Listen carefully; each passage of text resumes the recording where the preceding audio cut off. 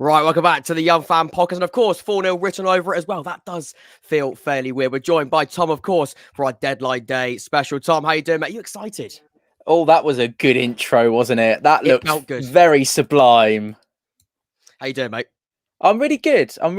It's a busy night. Welcome to everyone who joins us. That number's completely disappeared. 195 across both channels so far. So nice to have you with us. Thank you. It'd be great if you could join us for the long haul tonight. We would really appreciate your company for as long or as little as you can be with us this evening. We're very excited about this. Lincoln have just announced a signing, according to Mr. Lincoln himself. So we'll get the details on that in just a moment or two. Good evening and welcome to everyone. Hello to Matt, who says, what's going on with Paddy and the extra bloke? Matt, that is something we will be discussing over the next couple of weeks. And Andy Moon has already tweeted saying that Paddy Lane is in the building. Yes, he is. And French Fry joined, said, long night for you lads, a 3-hour live stream special. And that's exactly what it is, Jack. It's going to be really, really exciting. We're not just joined, of course, by the two of us. Don't worry, we will have company. We're joined by some very, very special guests as well. Alex Griffin, to name one. Jake, of course, who just commented there as well. He'll be joining us to give us all the ins and outs of that Lincoln City signing as well. And that is not the only signing they've made today and over the last couple of days as well. So lots of people to chat about. But it's going to be 3 hours. It's going to be long. We're here for the long haul. Coffee at the ready, water at the ready. But I feel like it's going to be a really good night. Oxford United, of course, we did announce a signing today. I know a lot of conversation early doors will be about, of course, Portsmouth and the other clubs that have been doing really good business. And we expect business throughout today and tonight as well. Hopefully, Oxford can get a couple of more deals over the line. It's a bit quiet at the moment, but that's the beauty of being here until it's slam shut at 11. Hopefully, we'll have some advancing stories as well. In fact, let's start with Paddy Lane, because that's going to be, of course, a big talking point. And it hasn't been announced yet, but we believe from people close to that football club, it's not far away now, of course, at Fleetwood Town at the moment. I believe it is going to be a permanent deal. And if it does happen, it's going to be quite an exciting one as well. Tom, you're the expert when it comes to Portsmouth. You know what the squad needs. Is Paddy Lane what you think this Pompey squad needs? Yeah, I think so. Yeah, I do think so. I'm sorry to kind of cut across you because we will come back to Paddy Lane. But I have just seen a tweet from Jordan Cross, who's a Pompey journalist, and he said that Exeter are pretty much shut for the night in terms of ins and outs. So, and he says that it would take a pretty big bid to change that. So we will get onto that in a moment. Paddy Lane, yeah, really excited by that news. It's obviously been great. It was really this morning that I first kind of heard about it from various different places. So yeah, that's really the latest in terms of how soon that's come about, and it's got all the hallmarks of a deadline day, transfer day, all that kind of thing. I think it's a move that benefits both parties. I think Pompey will be very excited by his arrival. Definitely wide areas is something that we're looking to shore up on, and I think that he's gonna give us that. Albeit I believe it's probably more the right hand side that he's suited to than the left, or he could even play in central midfield, which sounds really exciting too. So yeah, I think it will bring an awful lot of flair and spark. Hopefully not Flark. That won't be happening. Hopefully not. Won't be too much flark going on.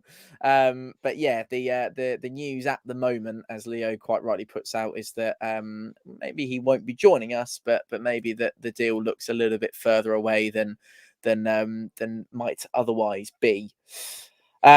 Good news also has just happened. I'm delighted to say that I believe Newcastle may have just gone 1-0 up, which is something else that many Pompey fans will be keeping across this evening. So Dan and Darren on Facebook are pleased to hear that Newcastle have gone 1-0 up.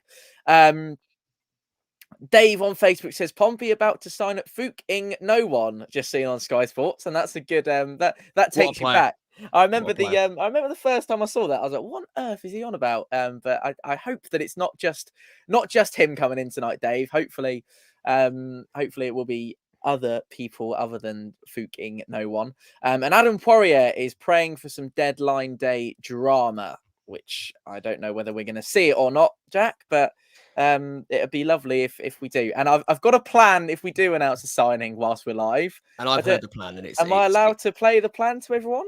You can play the plan because it might not happen. At the moment, we do think Paddy Lane will be the main one if it does go ahead. But this is the plan, Tom. He's been working on this all afternoon. He hasn't been working. He's been doing this. So if you wonder what he does in his spare time, Tom, far us away. What are you doing? The plan will be this. If we get a signing, this will be played through your ears. Oh, hang on. That hasn't gone very well. Here we go. Yes. and I'm going to turn that off quickly before we get any copyright. But when the time comes, I'm more than happy to take the copyright hit on it. So did that transmit through to you, Jack? Did you hear that? It did. I did hear that. Yeah, I was the experience of such beautiful noise. Just a quotation as well from Andrew Moon, of course, who was on 4-0 Sunday Live a couple of days ago. Paddy Lane is in the building. That one is definitely going to be done by 11 o'clock this evening. It's one the fans should be excited about as well. So a direct quote there from Andrew Moon, of course, very close to the football club. He is pretty much confirming that is a done deal. He's in the building. I believe medicals and all that sort of exciting stuff is on the agenda, and then he'll be officially announced. We thought 8 o'clock. Doesn't look like it's going to be 8 o'clock. It's probably going to be a little bit later. Good that it's not 8 o'clock. But we will get confirmation during this stream. Hopefully, I think we're pretty sure it will happen. Before we start, we've got our first guest at 8:30, I believe. So we've got a little bit of a chat before that. Yes. People have been asking me about my sort of thoughts on the Oxford United deals over the last couple of days. So I'll sort of have a little look at that now. Because this is a perfect opportunity when we've got a lot of other guests coming on later in the show. Of course, Oxford United confirmed the deal of Atif yesterday. That was a done deal from Nottingham Forest. That's a loan deal. No option to buy on that. It's a simple loan deal. So that's going to be exciting. He's been playing under 21s football for Nottingham Forest over the last couple of, I think probably about the last year for sure, maybe 18 months. He looks quite exciting. A lot of Nottingham Forest fans are quite excited about his future. He was linked to Sunderland at the start of the window. That didn't happen. A few rumours over why that was. Maybe the distance, of course. Sunderland is fairly high up in the country. So moving down to Oxford might be a little bit of a better move for him personally. But either way, he's joined Oxford United, which is quite exciting. He's flair, he's quick, he's exciting. I think he should be one of those that hopefully sort of excites fans, which is really what Oxford United need at the moment. We speak about players that can give you something a little bit different. I think he's certainly going to do that. The big question, of course, all these players, and I think won't be the first time we speak about this, Tom, but it's again loan players, first loans coming down to League One. It can be quite a challenge. His first professional loan, I believe, as well. So, of course, there is a risk element to that, as there always is. And of course, today as well, another loan deal. Tyler Smith has joined from Hull City. So, again, a simple loan deal on that one. He's a striker, 23 years of age, I believe 5 goals in, I think, 13 starts or 12 starts for Hull this season. He has made championship appearances, but clearly they feel as though a loan move suits both parties. So we are looking for a striker. We are looking for that number 9. Atif can play in his attacking roles, but Tyler Smith is that more out-and-out striker. So to be honest with you, I am happy. I think we did need faces. A little bit frustrating it's taken this long to sound slightly ungrateful. I know that we should be happy they finally happened, but I always come back to the same thing, Tom. This is a question for you. We always, well, Oxford do anyway, leaving it late is a real frustration, especially when we've been so poor for the majority of January. You get those players in the 3rd or 4th of January. I understand domino effects in transfers play a massive part, but you just feel we could have done a little bit better with that and got that early. But we shouldn't be ungrateful. They're in the building, and they're the 2 players that we've signed so far in this window, alongside Fleming, of course, who joined early on. I think if it happens, it happens. So you know, is it whether it like you think about Mehmeti, that's a transfer deadline day one, and that's probably the biggest one of the window in League One, which I'm sure we'll get an opportunity to chat through later on this evening. So yeah, we've got lots to get through. I think for me, transfer deadline day, and you don't know how long negotiations have been going with some of these players. You know, they don't just wake up on transfer deadline morning and go, oh, right, let's sign some players now. You know, it's a little bit more long-winded than that. And there'll be people, Pompey fans, there'll be Oxford fans, there'll be other League One fans watching this tonight that are thinking, oh, you know, it screams lack of ambition if something comes along on transfer deadline day and then doesn't actually happen.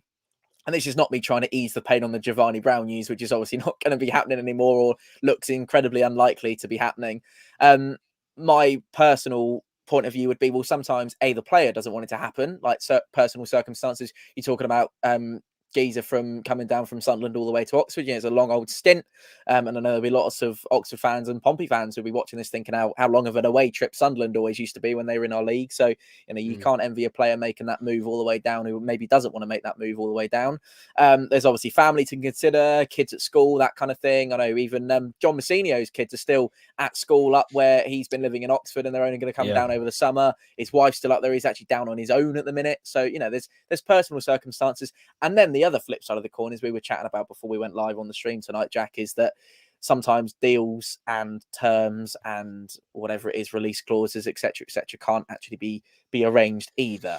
Yeah, there's more to it. I mean, Yeah. like I say, there you can sort of say, I like this player, let's get him on loan. But again, like I said with the Teeth, I mean, he'd gone to Sunderland on the 3rd of January. We wouldn't even be having this conversation. So it is a domino effect. And I think a problem that we had earlier on, more in the summer, really, is sort of Premier League clubs. You sort of go, well, he's a youngster, or he's not getting first team football.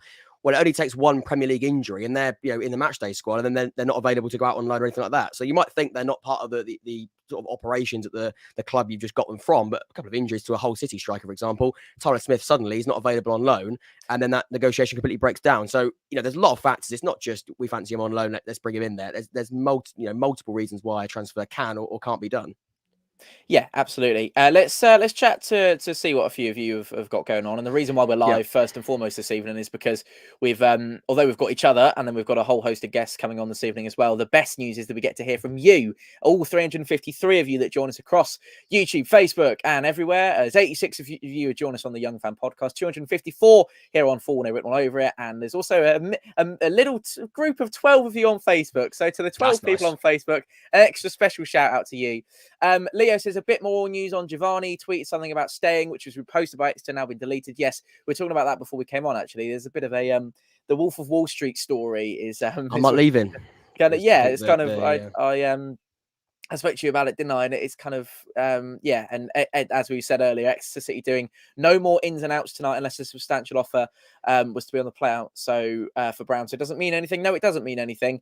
Are Pompey going to pull their fingers out of the proverbial calls it and put in a big old offer that Exeter can't refuse in the next? How long have we got now, Jack? Less than 3 hours, 2 hours and 45 minutes. It's not long. And if they haven't negotiated a fee, that feels even shorter. They've got, of course, go through personal terms and things like that. So it feels like it's going to be going into the 11th hour, I think is the phrase for that one. Yeah, it feels like it's sorry by the way, Leo, that I didn't get to your comment. It'll be one of those tonight where we'll try and get to every single one we possibly can. But it might be a case of them flicking through as quickly as they will do inevitably when we get maybe even more news or news of it not happening, news of it happening, etc. So we'll try and get through as many as we possibly can. But yeah, these are the kind of comments I really like. Matt Ritchie's seen the Istanbul Kebab House eating cheesy chips. Yeah. They're world class. Keep them coming tonight. We'd like to see as many of those as you possibly can. I'll bring this one on the screen as well. Sorry, Matthew Bell, glad to finally be able to join. Feels so long. Matthew, thank you very much, of course. One of the ultras when it comes to the Young Fan Podcast, Matthew. It's great to see you. And welcome along. The nice thing about this as well is me and Jack both have, it's like doing a presentation at school. We both have dual controls of the comments that we bring up as well. So we're all good, and we're here for the long haul tonight. If you're just joining us, or if you haven't yet done so, please leave a like on both streams wherever you join us across YouTube, Facebook, whatever. We want to try and get as many. This is the great beauty about this as well, is that we can really hit the target in terms of likes as well, because there's going to be people coming, people going, people staying for the long haul as best they can. Leave us a like and we were talking about this, weren't we? Look at this, Matt. Matty, amazing. What a man. I know, Matt, Cheltenham fan. How you doing, mate? Thank you very much for the super chat. You don't have to do that, but we can put that towards our transfer fund because we might need that later for Giovanni Brown. Well, I won't. I'm not. Well, I could buy him. I don't know. Could Matt come on at some point and chat to us about Cheltenham? Matt, if you want to do it, drop me a DM and I'll. If you are free, I'll send you all the required details, Matt. If you're up for it. There's a comment here from Jake who said, how do you feel about the banner flying around the park? Thomas reading they're planning on keep doing it every home game, apparently. It's not something that I've read personally, Jake. How do I feel about it? I feel like it was the wrong time to do it. We had a lot of kind of reflecting on three really important people at Pompey, Ace, Steve, and of course Anton Walks, who very sadly lost their lives in the kind of the weeks and days leading up to that game. So it felt like an important one. It was also John Massinio's first game in charge at Fratton Park as well. So it felt like the circumstances are wrong. There is quite a lot of substance to the document. I will say that there is quite a lot of substance to the document in terms of what they have been talking about in terms of the lack of ambition, and I think it's very well written. But the plan itself, I think was inappropriate. And I don't know whether they'll do it again or not. We'll see. Who knows? But that would be my what I'd say at the moment. There was another there was something that pinged up on my phone a minute ago, Jack, which I will be Luke Mbete joining Bolton Wanderers on loan till the end of the season from Manchester City. I don't know if you saw that one earlier on. Yeah, Bolton have had quite a good window, really. I think they've sort of had to do a couple of deals with sort of injuries and things like that, suspensions. Striker really has been the main area to look at. I think we've been speaking about a striker for Bolton for quite a long time. They needed someone to come in there. Their XG, their goal score was really, really low. So they needed someone to sort of really have that clinical edge. They brought Dan Ndulu on loan from Southampton, I believe. And like you said as well, that they've it's gone down well. And they've got quite a few strikers through the door as well. So yeah, that's one of them. They have signed others. Adebayo from Burton as well, a really, really exciting name. Somebody that in a Burton side this season, hasn't been struggling at all when his side really for points and things like that. We won't talk about Burton on Saturday because without him, they still managed to beat us comfortably 2-0, but that isn't the point.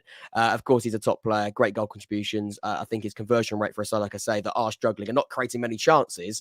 He's not just scoring goals, but he's creating chances for himself as well. So Adebayo and Ndulu, like I say as well, quite a few names joining Bolton Wanderers in this window as they continue to strengthen and go for this playoff push, which seems right now quite likely. A massive thank you to Leo for the 79p donation. That's really kind of you, mate. And sorry that it took me a little while to get to your comment earlier on. James said, I think the banner was a bit silly. We clearly have the ambition, just taking things at a certain pace. And there is a Mags fan in. Good evening and welcome to MK22D. Thank you for being with us. And thank you to the 385 people who join us too, including MK22D. What we should talk about, Jack, is Pompey signing Deshaun. What do you make of it? I mean, it's there's a bit of a risk, part of that. Of course, he's joined from Manchester United. This is a loan deal from a Premier League club. I'm going to bang on about it all the time, but there is a risk element to it. But it also, as much as a risk, there's also a lot of excitement because from what I know, apparently he's a bit of I think the word on Twitter, and this is not the most insightful piece of information I'm going to give you tonight, but he's a bit of a techie baller, is what I've heard. So he seems quite exciting. All jokes aside, he does seem quite a enthusiastic, energetic player. I think he could be quite a good fit there. You did need a centre back, and he's going to come in and provide that. The question for you, Tom, throwing it straight back at you: does he get into your starting 11? I know you got Raggett. You've signed. Who you signed? What's his name? Towler. You signed as well. Towler, yeah. Yeah, so you sign a few centre-backs in this window on top of the players you've already got there. Of course, Morrison's left the football club, so that was always an area in focus. Does he get in that 11? Does he get in that starting side? He does, I think. Good morning to Michael, who joins us all the way from Australia. He's here to hear all the good news. Welcome, Michael. Thanks for being with us. What time is it there? That's the question I was saying. It's probably morning, Jack, because he said morning. So we That's why you read the comments. That's why you read it. We're 20 minutes in. Yeah, I was going to say that normally happens in the last hour, not the first 20 minutes. And a massive thank you to Stefan as well. He's just come up with a. See, we're talking about this. We might get 1 or 2 donations, but we weren't expecting 3 within 19 minutes. So Stefan, thank you. He's a long-term follower of Forno, written all over it. And yes, we're very much hoping these moves work out, and we're going to be chatting about them all evening, Stefan. So it'd be great to see you join us for those. As Leo's quite already said, yeah, everyone's a big fan of Towler. So am I. It's 6:19 a.m. in Queensland from John Clark. So there you go, Jack. There's your timestamp for you. Early start. And Steve-O is an extra fan on Facebook, and he says Giovanni Brown going nowhere. James also says it's got to be Dawes. Yeah, your original question, sorry, I got distracted by the comments, but welcome to everybody and thank you for being with us, was regarding the centre-back pairing and whether Sean Raggett will now get a look in. Does he get in there? Opposed to... for me, no, he doesn't. I think, why would we sign a youngster on loan from Manchester United for the rest of the season and stick him on the bench for the next couple of weeks? I think that would be silly. And Manchester United wouldn't want that as well. Man United, no, exactly. That was a waste of a loan. And to be honest with you, I wouldn't be surprised if there's some kind of clause in his contract to say that he needs to play not X amount of minutes, X amount of games, but he needs to be getting first team football on the regular, which will probably be part of the deal that he's been promised and kind of attracted to. I know that he posted on Twitter saying how excited he was to be playing at Fratton Park, which a lot of people who come to Pompey are, and in front of the away support that we have that travel up and down the country to come and see us week in, week out, which is great as well. Yeah, I think it's got to be Towler and this new guy from United, Bernard, for me. I know that's a relatively youthful centre-back pairing. You'll also have the experience of Conor Ogilvie playing on that left-hand side, which will sort of ground the team a little bit. And obviously young Zach Swanson as well. And that's not me saying, Darren on Facebook said it's 2-0 to Newcastle, which is great to see. I don't know if we can verify that, but I don't know if you've got the game on there. I know, and Jeff says 2-0 Mags as well. So I think that's probably just coming through on everyone's screen. And so's Lee as well. So that's great to see. Lovely. We don't even need to. Oh, and it's just come through on my phone as well. So yes, 2-0 Newcastle. Lovely to see. That's going to be a good watch tonight. We're only 20 minutes into that one as well. Yeah, the fans has a big draw. My only thing would be it's quite a youthful back line. Zach Swanson's, what is he? I think he's younger than me. And you got Riley Towler, who's obviously not had an awful lot of first team experience. And actually that was seen in evidence and in earnest at Peterborough, Jack, to be honest with you. We had a couple of hairy moments, i.e. number one is a penalty being given away, which was a big and defining moment in that game that was right in front of us and was definitely a penalty. And it's probably a little bit of a relapse on Zach Swanson's behalf, because that's a moment where he's trying to cover up for a mistake he's made earlier and previous to that in that phase of play. So that would be my kind of thinking there. So yeah, we need some we need a little bit of experience in that back line, yes, but you also want that flair and that talent and that ability to drive forward with the ball and the confidence with the ball at your feet. And does Sean Raggett give you that on enough occasions? No, I don't think he does. So that would be my point of view. We have our first colleague of the evenings join us, by the way, Jack. I don't know if you've seen him. I'm very excited. Of course, I've seen him. It might be time to change. We've got to change the background, though. Got to change the background. You're in charge of the background, Jack, and I'll get Pepe on, because otherwise, there we go. Good evening, sir. How are we? Welcome. Good evening. How are we? Busy day? Oh, busy. If I tell you I've been at work since 7 o'clock this morning, I don't know what. Yeah. Oh, hang on. I might have to dip again. Oh, my boss is phoning me. Oh, see you in a bit, Pepe. Change the background, Jack. We'll have you back on in a minute. We book him in. He goes and does that. Well, to be fair, we was booked in for past, so that might happen a couple of times. But if Pepe can bring us exclusive information, you can go as much as you like, Pepe. That's fine. Don't worry about it. That's good news. I was about to say that's very good news, because if Mark's ringing him, that means something's happening. So it's good to see. Amazing. Shall we have a quick chat about why that Rico goal was disallowed, Jack? Did you see it? I did see it. I mean, I watched the stream where you had that sort of. It's the same conversation you had on your stream on Sunday. Is that right?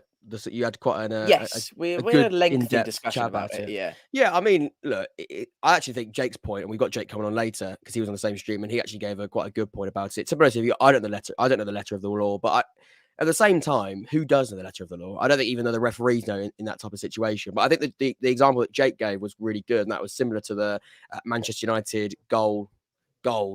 Of course, against Man City in the derby there, where obviously in terms of interfering with play, it's a really quite tough one to make a decision on. But I mean, look, it's frustrating, and also as well, and this again, it's a neutral stream, so I'll be as nice but also as fair and honest as I can. I think it's one of those where you've always got to look at it from the other side's perspective. If this happened to Peterborough, would you be saying it's a goal? I don't know, Tom. That's a question for you. It's tough. Like I say, it's letter of the law, really, and. Do we all know the letter of the law in that situation? I'm not entirely sure we do. Ollie Shaw has completed a move to Barnsley. They've signed him. He's a Scottish striker for an undisclosed fee from Kilmarnock. That is a. Will he be available for tomorrow? That's the question. Of course, we're playing Barnsley tomorrow. So if he's available for tomorrow, that would be not great. Hopefully, no, it wouldn't be amazing. But the news is also significant for Pompey fans, because that will be a game on Saturday. Ryan has said there's only one Jack Ward, as one of your super fans in the chat. How you doing, and Bailey's also loving the stream, so thank you, Bailey, much appreciated. Bailey. We know Bailey's a good lad. This is a Peterborough United fan, PUFC Jacob, saying, as a Peterborough fan, I'm not going to lie, I thought you were poor for about 65 minutes. Yes, we were. And we decided that football matches last 65 minutes, and so did the refs. That's an interesting take on that. That's interesting. That's something that obviously is unconfirmed at the moment. I know Andy's probably a very reliable source. I think I was been told earlier from a source that I think it's public, but I think that is a deal that is done. Yeah. Like I say, I've got to be quite careful. I think if it was public Twitter, I can say what it is. I can't remember if he told me privately, because I know Oxford United were interested in her in the window. Yes. So I sort of had a little look to see, well, earlier today, actually. I had a little look to see if this was sort of legitimate information from a source that quite close to Tottenham, actually, and really the EFL. And it was sort of there was interest there was interest from Oxford United, but the problem was, and quite a big problem, and something that we always knew was going to happen. A youngster like Harvey White is someone that's always going to pick up quite a lot of interest. I think West Brom were wanted him. I think Barnsley also were in that mix. Well, we've had him before. You've had him before, and I think we'll give a little bit of insight on him. Derby have got that deal done. Is it official? I don't exactly know, but I think that is I'm happy to say deal done on that. Tom, a little insight on Harvey White. Good midfield, I've heard. Yes, he scored a goal at your place, which I'd like to remind you of. I remember, I think it was probably either one of or the only goal that he ever scored for us. He actually did recently make his Premier League debut, of course, in that game where Tottenham absolutely battered Crystal Palace away from home on the week before we played them in the FA Cup. So yeah, I think he played a good half an hour. I've just had a message, Jack, and this is going to be the case for quite a lot of the stream. If we're looking down on our phones, that's because we're looking at it. We're not ignoring you. We're just sort of making sure we don't miss anything. And I've just seen Andy's just said here it's on Derby's Twitter, so I think that is a confirmed done deal. Harvey White to Derby County, good signing for them. I've just had a message from a chap who is very much in the know and is part of the setup, should we say. I'd be very careful with how I describe him. He's just messaged me saying, believe Brown is a no-go this window. X to want more than Pompey are willing to offer. It could be something that they revisit in the summer. And there is actually also, and I know I try and sound secretive with that news, but there's been a video posted by the Exeter socials, hasn't there, of their manager Gary Caldwell saying that that's it for the window and reviewing the window, etc.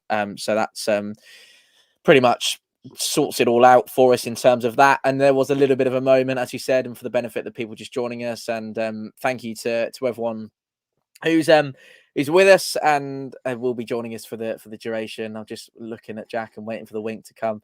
Joining us for there it is from the on the wave from the very start. We'll probably be repeating ourselves a couple of times. That's obviously part of the course as people kind of dip in, dip out, and come and join us, etc. So apologies if you kind of hear one or two things twice. But yeah, we had a little bit of a saga earlier on with Giovanni Brown. He tweeted a quote from a very famous film series of the Leonardo DiCaprio series, nonetheless, and he's very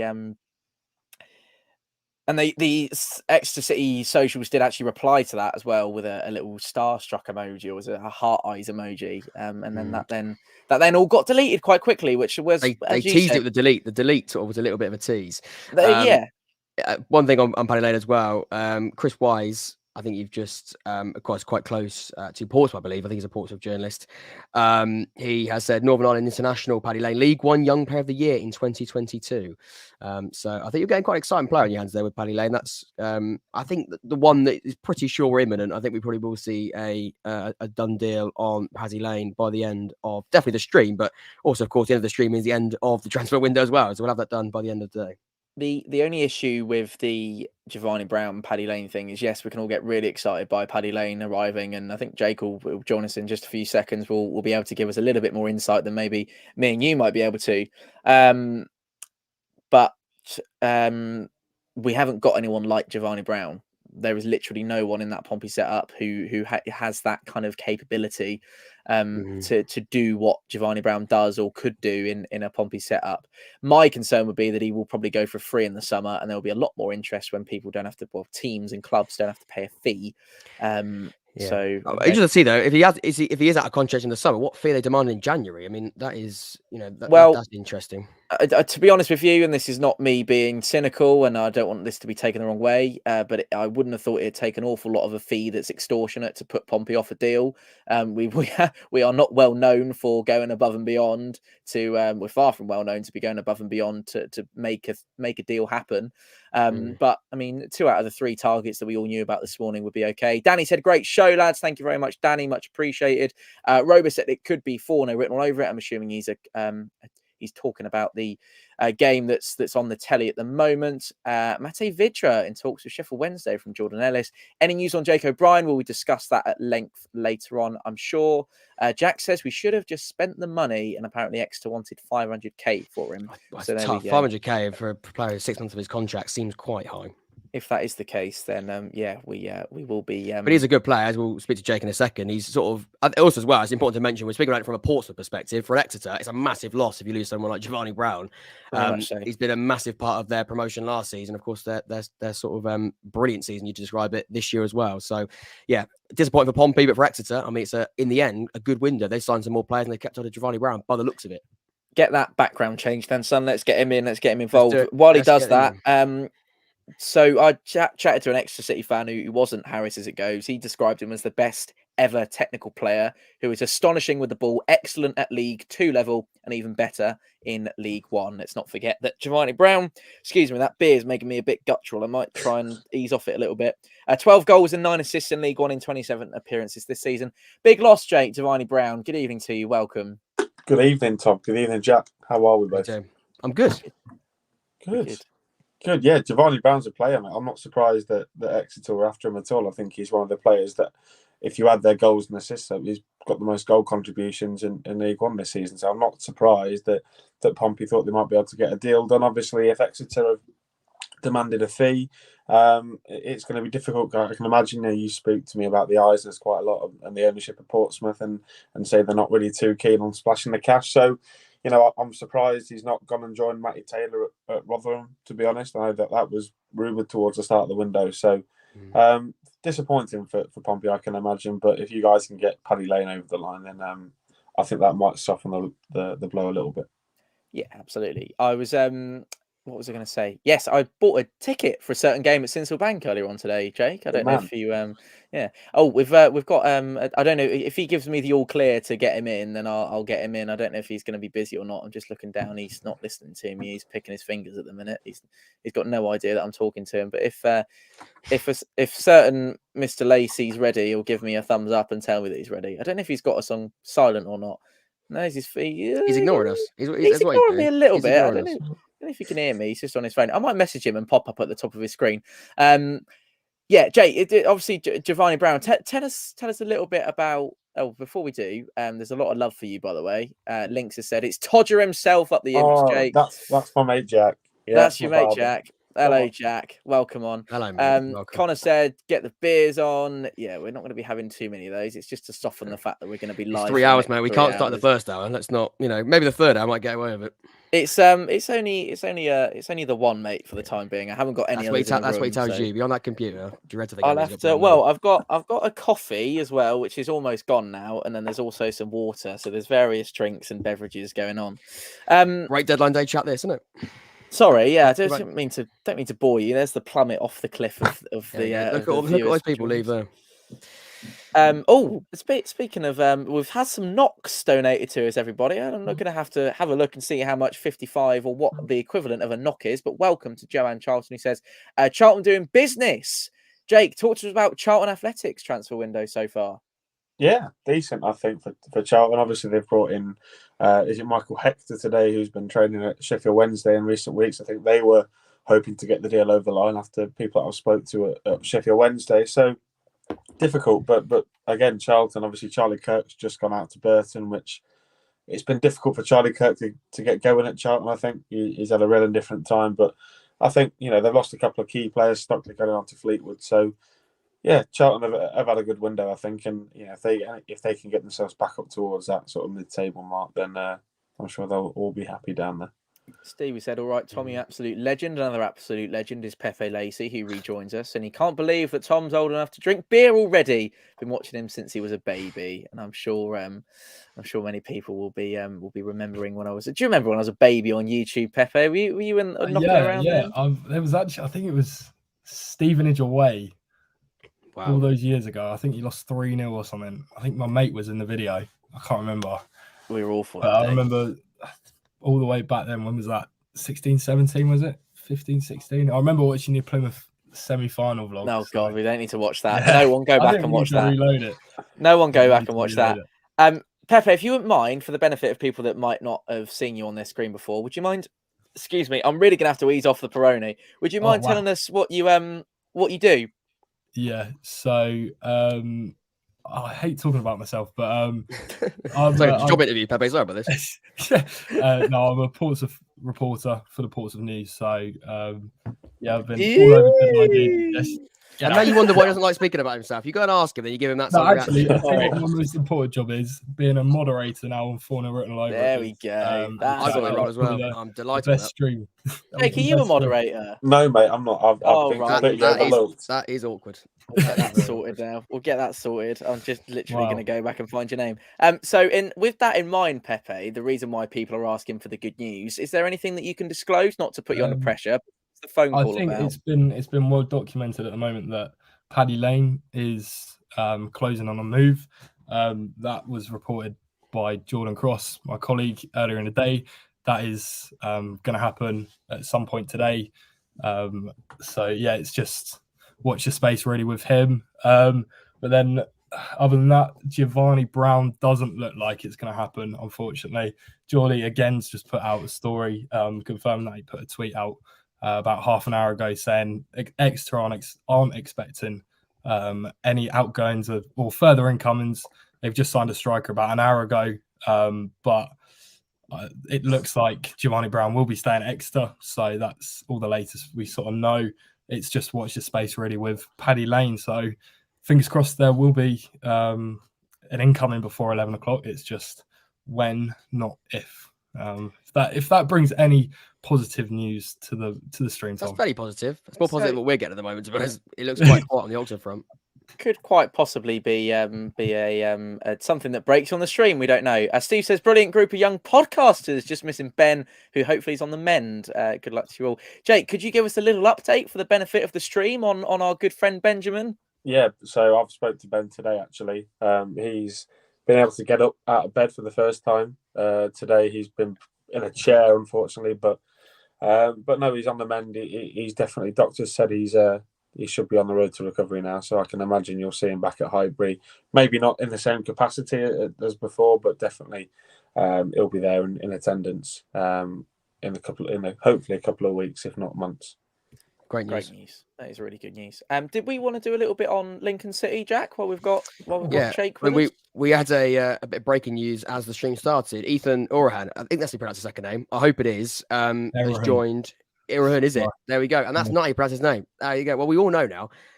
He's joined on a permanent deal. Quite excitement, actually. We were linked to him. I think Forest Green were interested in him as well, quite early on in the Pompey also as well. Quite a few sort of League One clubs wanted him. Central midfielder, quite tall as well, quite physical. But I imagine, Jake, you've got more on him. But a good transfer, really. Permanent as well. Young, fairly young. It's a good deal. Yeah, I'm really excited about this one, actually.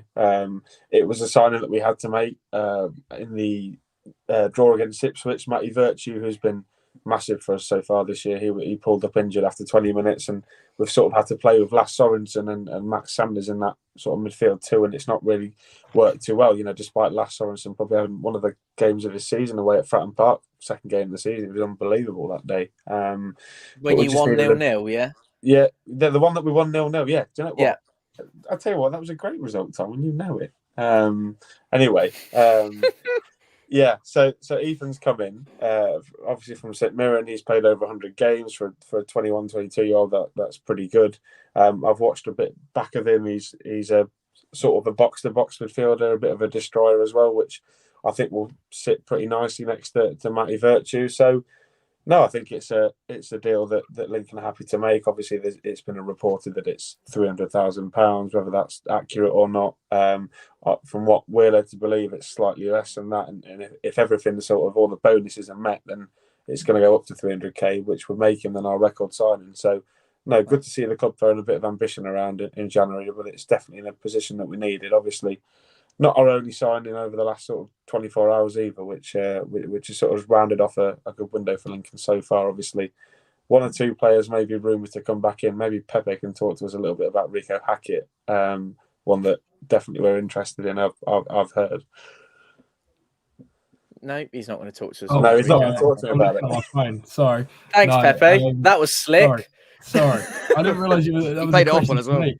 It was Rico Hackett, but no, I believe he will be staying. But the signs are that he will be staying. John Macedo, after Saturday, wasn't expecting any departures at all before the end of the window. Pompey have two after Bernard, don't know how you say his surname, but they have two now spaces left in their squad, so they wouldn't need Hackett to go if they were to bring in 3 players before the end of the deadline, which it just isn't going to happen. But yeah, we are expecting Hackett to stay, and that means Pompey will have 21 men in their squad as it stands. So yeah, plus obviously cover as well. John Messina was quite clear when he first came in that he wanted cover in every position, and Rico Hackett brings that cover to Owen Dale. And if, like we just mentioned, Giovanni Brown probably won't be coming to Fratton Park now, so that means if you get rid of Hackett, you've just got Owen Dale on the right, and you don't want to do that. You're just shooting yourself in the foot for no reason. So as it stands, Rico Hackett probably will not be leaving Fratton Park. Just a little timestamp for you all. Welcome and thank you for joining us for the first 42 minutes of the stream. 408 if you join us live across YouTube and Facebook. If you do the maths, that's a 96, 302, 10 split across the Young Fan Podcast. 4-0 written all over it, and 4-0 written all over it on Facebook as well. And oddly, that all adds up to 406. So great to hear. Wow. Jeff said, did I hear one of the lads say Giovanni Brown has only 6 months left in his contract? If that's the case, can't justify spending too much cash on him at the time. Absolutely. So why would you want to seal the deal when there might be an option for it? I think it's competition really on that, isn't it? I think there probably will be more competition when it's a free transfer in the summer. That probably is a downfall. If you've got someone, if you can pay the money now and get it done now, you haven't got to worry about, like Jake said earlier on, Rotherham coming in potentially. Teams like that will have to be on alert come the summer. So maybe the thinking was get it done early while the clubs aren't going to get a real bargain for him in the summer. Corbs said, was Sheffield Wednesday a great away? It was indeed. Yes, there are some scenes that I will always remember. And Pepe's just disappeared again with absolutely no warning whatsoever. So we'll take him out. He's probably got another Pompey signing coming in, everybody. So might need to get ready on the old Mike Oldfield. Mikey said, if they want a fee for Brown above our valuation, yes, he's out of contract in the summer. So potentially available on a free. Sorry, we walk away. Nothing wrong with that. Jake, opinions on Mehmeti to Bristol City? Probably the blockbuster League One signing of the window thus far. Yeah, I think it's. Oddly, I sat there and looked at the tweet this morning and thought it was a bit of a strange move from Mehmeti, to be honest. Bristol City are not, a club that are massively thriving in the Championship, and having watched him so far this year, it's a step up, granted. In I league just format. think that maybe he could have gone on to somewhere a little bit maybe better and better for his development. Obviously, Bristol City are a fantastic football club with great facilities, etc. So maybe that swayed him. But I thought maybe, you're looking at maybe a top half Championship top club, maybe one of those that are going for the playoffs. That's how much ability this lad's got. But certainly for Wickham, obviously a massive loss. They've brought in the lad from Wolves, haven't they, Campbell, to replace him on loan, which I don't think many people have seen. But no, I think it's a good, obviously, good for Bristol City that they're able to get that calibre of player, and definitely someone they needed, because they took Sykes off Oxford in the summer. It's not really worked out for him so far there, but maybe Mehmeti might hit the ground running next week. Jack, you mentioned Mehmeti earlier on to me when we were prepping for this. What are your thoughts on it all? I'm just going to quickly shoot off. I'll be right back. I mean, it's a good signing, isn't it? Like Jake said there, it's exciting for Bristol City. For Wickham, it is a big loss, although they have replaced him. I believe as well, I could be wrong here, I think it is a record fee for Wickham Wanderers. So there is a positive for that. They are going to be able to reinvest that money, hopefully. Could it be too late to reinvest that in this transfer window? Potentially, but they're going to have, of course, a summer to have that money. But he's tricky, he's skillful. He ripped it apart on last Tuesday, so a little bit frustrating he's waited this long to make the deal happen. A couple of weeks ago would be nice. We might have got a more positive result because he was brilliant down that left-hand side. But he's a great player, and I'm not surprised he's gone to the Championship, really, because he could make that step up. Whether or not he could have maybe waited until the summer for Wickham's sake, potentially. But if you're going to get a good free from now and they have replaced him, you can maybe see why. A few more comments on here as well. We've got the Dream Trio. Well, now Tom's not here. This is the Dream Trio. So we'll have that one there. He's not here. This is the Dream Trio. Thank you very much to the Cornish channel on there. Don't tell him. Amazing stuff. Who else have we got here as well? I think I saw earlier as well. Opinions on I think it's just gone through here as well. That's opinions on Mohamedi. Pepe, you got opinions on that one? That seems to be, quite, like Tom said, probably the marquee signing of today. But it is exciting, and it's a big loss for a League One side. He's muted. He's muted. There he is. I'm on mute. It's all going wrong here, isn't it? Honestly. Go back to November. Pompey played Wickham, and he just ripped Pompey to shreds. Like you just mentioned, he was such a difficult threat going forward to defend, and I just remember him being on Wickham's left-hand side, and I think it was Pompey's first game playing with a back five, and they didn't have a right back, and it was Owen Dale right wing back, and he was just getting torn apart left, right, and centre. And I think he did score against Pompey. I think it was 2-0. That was probably one of the lowest points of the season. And yeah, I just remember he was the Wickham standout player. And you look at Wickham, and they're notoriously a team that are quite strong, well built, physical. He had those physical attributes, but also he had a creativeness about him. He had a bit of a spark, and he was able to cut in, and he was able to produce a fierce shot. And that's someone you don't really see with Wickham, but Gareth Ainsworth had a really good asset on him. And I think he mentioned just before the window opened that he wanted to keep him, and all the signs were that they were going to keep him. And it only really came until yesterday, where he was going to move to Bristol City. And yeah, like you mentioned, that is probably the highlight transfer of the window of the deadline day. Sorry, so far. I don't know. Where does this come from? Hope Tom washed his hands. I went downstairs purely to. I didn't go to the toilet. I went to see my. I didn't go to get another beer. No, my sister-in-law was on the phone with my little nephew, and he's now £11. So I just wanted to go and see. Not Did you see Paddy Lane's coming in? As in, is it all? It's confirmed, is it? Yeah, very funny. Yeah. There was Danny says, is Andrew making an appearance tonight? Yes, I'm sure we can squeeze that in between now and 11. Brendan said, handsome Tom is back. That's very kind of you, Brendan. Thank you very much. Yeah, we'll have. I know. Just like that when you weren't there. That's fine. Thanks, mate. I've got what about this, Jack? I was going to put that on the screen there. Yeah, I think it's a really, really good signing. Peterborough, they've got that main striker in Jonson Clarke-Harris, haven't they? But I think, as somebody, if Jonson Clarke-Harris gets injured, you've got to look at other alternatives. He can't play every single game.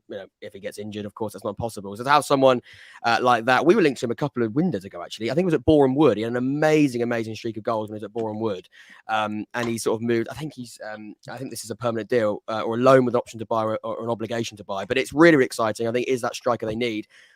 Physical as well. He almost is that sort of Jonson Clarke-Harris, but that sort of understudy. Is that a polite way of putting it? I don't think he's going to come in and play every single week. Maybe they change the system and play up there. But I remember us linked to him over in his Boreham Wood days. It was really quite exciting. So I think we will see some goals from the lad that's just joined Peterborough United. And yes, I am avoiding you pronounce his name because I just think I'm going to get it wrong.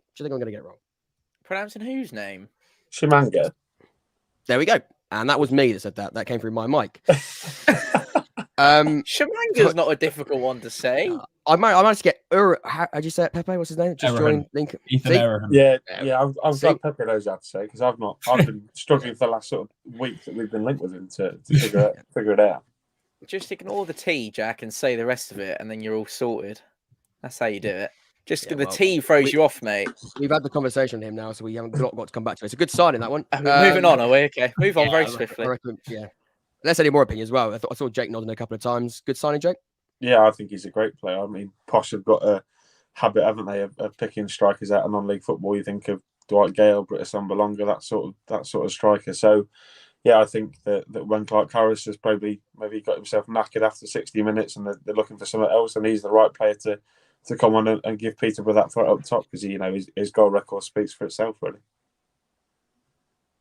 Yeah, I think it will be a really, really good pickup. I think it's a sensible purchase as well. I think it's one of those where you're looking at fitting someone who can almost mould Jonson Clarke-Harris. And also as well, I think if they don't get promoted, it's a big if. You've then got somebody, if Jonson Clarke-Harris does go, because I wonder, will Clarke-Harris stay in League One if they don't get promoted? Again, that is a question, of course, for the summer. But will someone like him be able to come straight in? He's got now, 6 months or so from January to the end of the season to almost ease his way into that starting 11 or certainly become a regular part of that Peterborough United squad. Maybe he can be that replacement in the summer if things don't work out. I just seen someone say as well, when we go around the clubs, we'll probably do that a little bit later. We've got some sort of breaking news coming up. We definitely will go around the clubs and chat about the multiple business that we've seen. Can I just add some breaking news that is it's not quite breaking news, but I think it's probably an important topic of conversation for us to discuss. That is the news that Harvey White has actually been confirmed now at Derby County. I know we touched on it a little bit earlier, but I'd love to hear what Jake thinks of him, because I know I gave a little bit and piece of what I had seen from him and what he was like at Pompey. But Jake, what can you? I mean, he made a Premier League appearance just a few weeks ago, and he's now in part of Paul Warne's setup, which very very much looks exciting, doesn't it? Yeah, I've not personally seen him. I think he was at Pompey when we weren't in the same league, so not someone I've seen live in the flesh. But from all accounts, a really promising youngster coming through at Spurs. Had a great spell at Pompey, and I watched the game against Crystal Palace where he came on. Thought he did okay. Didn't look out of his depth whatsoever. And he's gone to Derby, who are probably the most informed side in the entire division. So, any player going into that sort of setup with the facilities that Derby have got in League One, it's a no-brainer. And if Tottenham are thinking he's going to go there and get a load of games, I think Max Bird got injured in the FA Cup game against West Ham last night, and I think Derby have reacted really well by bringing White in. So, fingers crossed it can work for him. Obviously, a young player that will need confidence, but if he can play well in front of that Derby crowd when they have 28,000 people in there, then it's going to do that kid the world of good, and he'll go back to Tottenham a completely different player. Remember White, Pepe? Yeah, I do. Yeah, he was. I think he started. I did a story on him being linked this morning with 2 Championship sides and then 2 League One sides, and Derby wasn't one of them. So that's sort of. Sorry, I'm still getting over my sore throat that ruined me on Sunday. That's Peterborough, mate. That's the problem. That was terrible. I can't believe you just stuck the camera in my face, and that was terrible.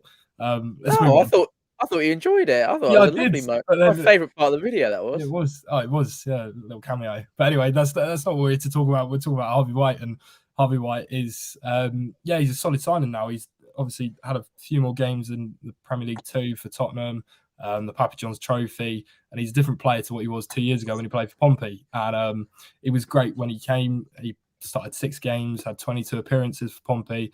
A solid player.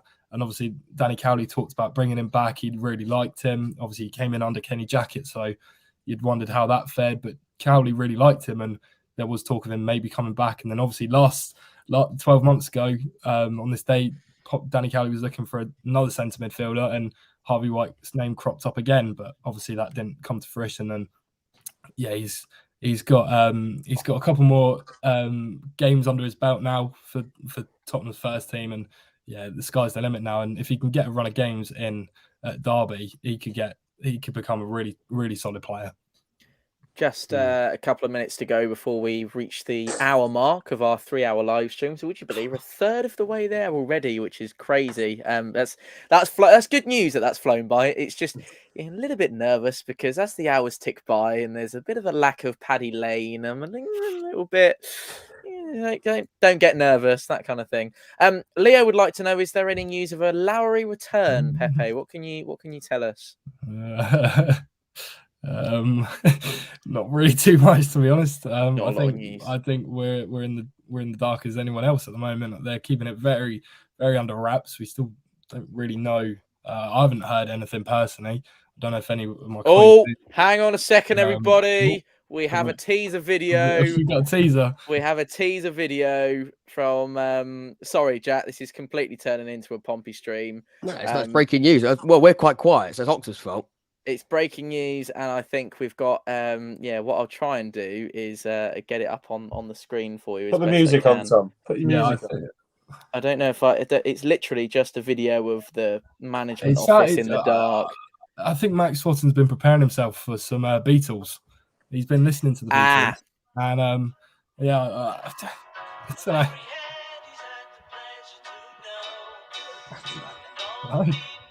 we have to be very careful with copyright, but I can confirm that is a Beatles song. So yes, I think it's time to get Here We Go. I think it is time to get Here We Go. Oh, mate, I need to get that picture on the screen of you. That's what I was just about to say. Let me try and find it. You I know tweet away. I've seen it as well. I think finally been announced. You can see 9 o'clock looks to be when that's going to officially be announced. But it took time. But who was panicking? You were. No one was panicking. Tom wasn't panicking. Believe it or not. I had a little comment just as I was panicking. It then all of a sudden, I don't need to panic no longer, which is good news. And yes. Right on cue. If you're in the dark about it, ladies and gentlemen, people have kind of picked up on it in the comments across both Jack and my channel. And I think we're all going to be singing a couple of chants about a certain Paddy Lane while we go and add some overlays to the channel, and I'll get Pepe's face on. I'll say a very good evening to Brendan, who joins us live here. I don't know, Jack, do we want to do that, or do we want to be further away? What would you like to do? I don't mind. Actually, I think that looks all right. That's fine. Both look fine. We'll be nice and closer. Good evening, mate. How are we? Welcome. Yeah, I'm good, man. Yourself? How are we all doing? Well, we're just a couple of moments, Brendan, from the announcement of Paddy Lane as the brand new signing at Portsmouth Football Club. What's your reaction? Yeah, decent actually. It's a great signing for the club. Being League One's young player of the season last year in League One. So yeah, you can't get much better than that. And I'm looking forward to seeing him, how he fits into our squad, what Messina's going to do with him. We've obviously had the bad news, and here he is. Paddy's here, everybody. And we've obviously had the bad news. I won't do that again, I promise. We've obviously had the bad news earlier on about Giovanni. Jake's still laughing about Giovanni Brown no longer coming to the football club. Brendan, does that at all concern you when the messaging was, if we need to go and get the player, the money's there for it? Maybe he didn't end up being the player. Who knows? Yeah, it's a bit disappointing. I think I saw one of the Exeter fans or Exeter news Twitter accounts put out saying that they wanted more than just a fee for him. They might have wanted a replacement as well. So obviously people were saying, "Oh no, this is the one for Rico." Take him out of the Lincoln deal and send him off to Exeter instead. But I don't know. It's not a straight swap there for Brown and Rico particularly. But yeah, it's unfortunate. Again, trying to steal somebody in January at the 11th hour isn't always the best thing to do. A bit like Cowley last year trying to get the Rotherham player. When we tried to give him 150k in the last minute, he's like, "Well, what?" Then the manager's like, "Well, what am I supposed to do with all this money now? If you gave me a week ago, then I could have done something with it, but now I can't." Is it time, Pepe? Can I do we wait? Do we wait? It's up to you. I think everybody I think everybody knows who it is. So, well, Tom, who are you signing, mate? I don't know. I haven't got a clue. Could you imagine if Admin's just popped out Giovanni Brown? That'd be amazing. It wouldn't be because it's the Beatles music, isn't it? But I mean, the night's still young. The night's still young. Well, we'll give it another sort of a 40 seconds or so. In the meantime, welcome along, everybody. Thank you for joining us. It's lovely to have your company this evening. We're live. We've done an hour. We're now on the home stretch for the next 2 hours or so. Thank you for being with us across Jack's channel, across Forno written all over it, and of course on Facebook as well. That merry band of 11 is still with us, so welcome to the 11 people on Facebook. I'm hearing that Sam Lavelle is set to join Burton Albion. Burton Albion have also confirmed in the last hour that Charlie Kirk is joining them for the remainder of the 2022-23 season from Charlton Athletic. So still a lot of activity at the Valley this evening. But busy, aren't they? Really, really busy. I think they're just a centre-back set to go to Wrexham, I believe, as well. That was it was a rumour anyway. I say set. I think that was O'Connor. I think Wrexham was a potential move for them. But lots of ins and outs for Charlton this season. They left it quite late. But I think there's an interview quite early on with Charlton. They were sort of expecting quite a busy transfer window. They want to sort of rebuild after quite a disappointing first half of the season. But new manager, of course, Dean Holden in the building. He wants to sort of get some fresh faces in and some, let's say, dead wood, if a polite way of putting it out. I think they are doing that. Yes, it's time, everybody. Here we go. It's time. And Jack, if you don't mind, I'm going to do the honours because we've been waiting to do it all evening. Everybody get ready. Here we go. Bit of Mike Oldfield. Here he comes. How lovely. Lovely. Love it. Love it. Love it. Love it. What's your reaction, Jake? Paddy Lane. I've got many thoughts for young nappers in a hospital bed who's probably crying at this moment in time. Paddy Lane's left Fleetwood. He loves them, doesn't he? He absolutely. Yeah, I remember when we played Fleetwood at the start of the season. He scored a goal against us. It looked really handy, and the boy's a talented player. I think he was linked to Brighton a year ago. That movement never materialised, and there's definitely been Championship interest in him. So I think for him to come to Pompey, I'm not sure what the fee is going to be. I can imagine that there might be a substantial fee involved. Again, I'm not too sure, but if you guys are needing someone to come and play on the right hand side, down the left hand side, then there's not many better players in League One than Paddy Lane ultimately. Good sign. Jack, what do you reckon? I think it is a really good signing. Like you say there, he fits the bill, doesn't he? I think you needed that sort of extra addition in those wide areas. Ronan Curtis, it's an injury, isn't it? Ronan Curtis just picked up as well. So you are short a little bit on those wide areas. I think it's a sensible pickup for you there. I say sensible. It's quite an exciting one, but it does definitely fit the criteria you're looking at. Sorry, really quick interruption as well from an Oxford perspective. Sorry, everybody. Sorry, we are active. Apparently we are in League One still doing transfer business. As it stands, not being told, I say that, we're not apparently. As it stands, not being told to be on alert for anything, but it's deadline day, so certainly won't be switching off completely until 1 minute past 11. So seemed a little bit quiet over at the Oxford United front as well. We signed, of course, 2 players in the last 2 days, 1 player on deadline day, but I still feel we're missing a player, maybe midfielder. It looks to be a centre-back staying at the clubs. That doesn't seem to be a replacement needed. Of course, Stuart Finley was linked with the return to Scotland, but it looks as though it's quiet on the Oxford front. But Pompey, I mean, you've been doing some business, and Paddy Lane's the latest addition. Yeah, absolutely. I hope I'm allowed to do this, but I'd quite like to play the reveal video for everybody, just for the benefit of those who might not have seen it. But in the words of the great Pepe Lacey, here we go. Here comes it actually mirrors the cult. I don't know if it's going to get rid of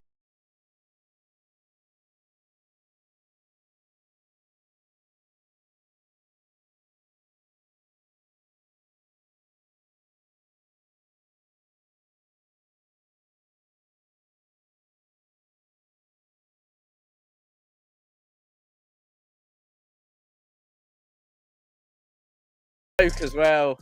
He's a gorgeous man, isn't he? Nice to see.